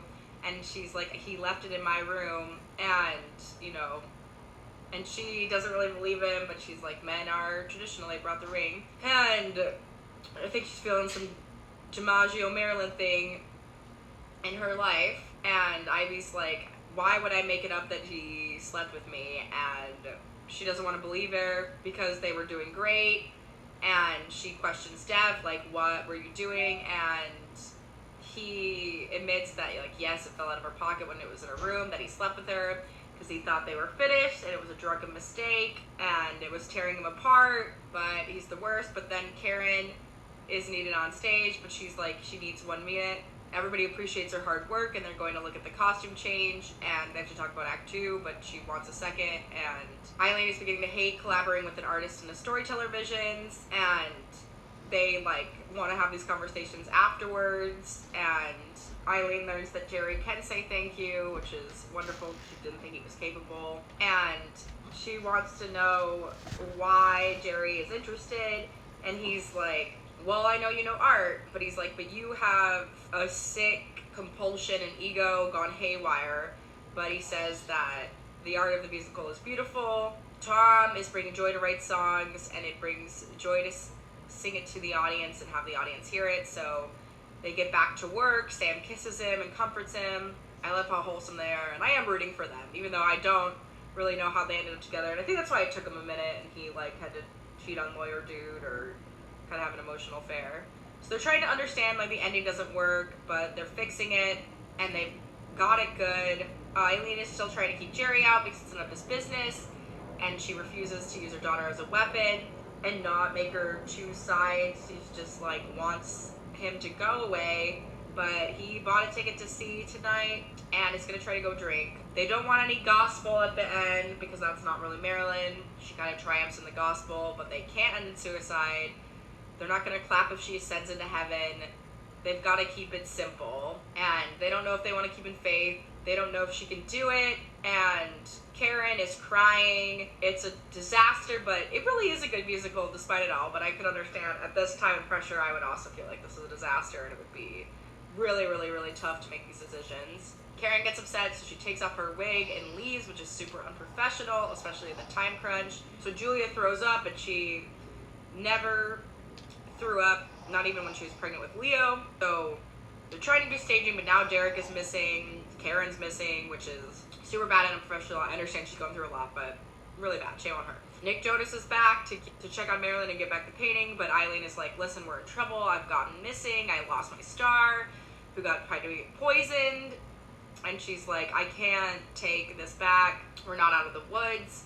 And he's like, well, why don't you do Ivy? She was really spectacular. And Karen had took off the wig and said she quit, and she cracked in 4 hours, and she still has to learn Act 2. But they don't know if Ivy would run, but she like sabotaged her, which is really gross. I think that's like the saddest part of this is like what Smash lacks that Glee has is like there's so much undermining and stabbing, which I think is more connected to the theater world, or at least how I felt it, because there's always like scarcity of parts and people don't understand you can build your own things. And I feel like even though theater is collaborative, a lot of people see it as not that way, and yeah, it's just super difficult. And Dev comes in and Derek is saying, you know, what we're doing is business, and she's like, and Derek is like, I don't really care what's happening between you, but you need to back off because I've got to get her through this. She's mine now. And it's just like, ugh, his to fucking find, I guess, but it's so gross. So he finds an earring. Karen is in the costume room in her dress, crying in a corner, and she says, go away. And he laughs that she was dropping bits of Marilyn like bird crumbs, and she's like, I can't do this. And he's like, you know that's not true. And she's like, I don't want to do it. And he's like, I know that's not true either. And he's like, listen, it doesn't matter. Art isn't therapy. This isn't the place to deal with personal problems. And I'm not going to explain your problems. To hell with how much he hurt you. The more hurt, the better, because that Marilyn suffered so much heartbreak. And he says that, you know, this is going to make her a better Marilyn, that she needs to do it. And she's just like, I just can't do it. My life is a mess. You don't understand love. And he's like, it doesn't matter if I understand love. You do, and Marilyn did. And he's like, now there's so much of you at our fingertips. You have the heartbreak. You're needed. And Karen apologizes about being upset about something. Now they again have the problem of two Marilyns. But they've had it before, lots of diva behavior going on. And they announced beforehand, so people are gonna go crazy. And there were all of these bright lights on Ivy. Her mom even came to see her because she didn't want to miss that she was gonna play Marilyn. And Ivy's like, it's not me, they didn't pick me. And her mom is shocked. And she's like, how did that happen? And so she's like, I'm in the chorus, you might as well go home.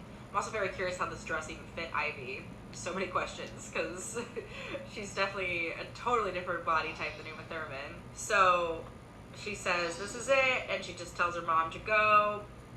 Ivy is tough, but she feels really bad with, like, nobody wants you, you're nothing, just like Marilyn. And there's a lot of applause from the company. They like to talk. They've got great delivery of these lines. And she says, like, as Marilyn, she's lying here naked waiting for you. Come on over. And JFK is like, you look more beautiful than ever. And she's like, just remember that you're a great guy. Catherine does look beautiful and gorgeous as Marilyn in this. And she's like, whatever happens, Derek says, whatever happens next, don't ever doubt that you're a star. And I cried. And Derek says, and I do understand love. The Don't Forget Me is a really great song. Can't believe they pulled it together at an end, but sometimes that's how songs come out. I've been there. I would say that Karen did nail it as Marilyn at the end. It was pretty cool to see her growth. I didn't really have faith in her, but she was really green, and I guess that was part of it.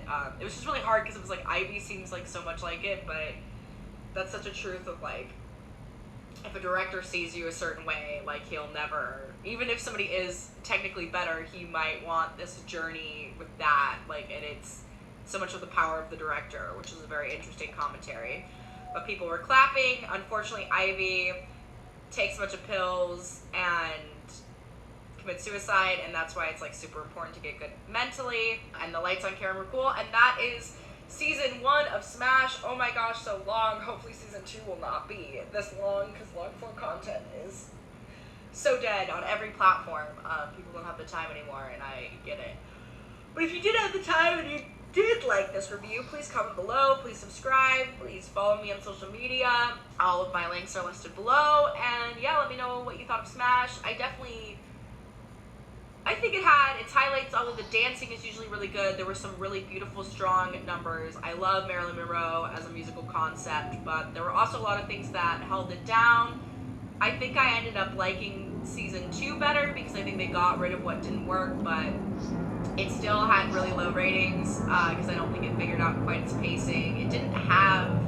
It's weird because I don't think Glee is that much better than this, but Glee did have something, had more of a pace than this, and that's why I think it went on for more seasons.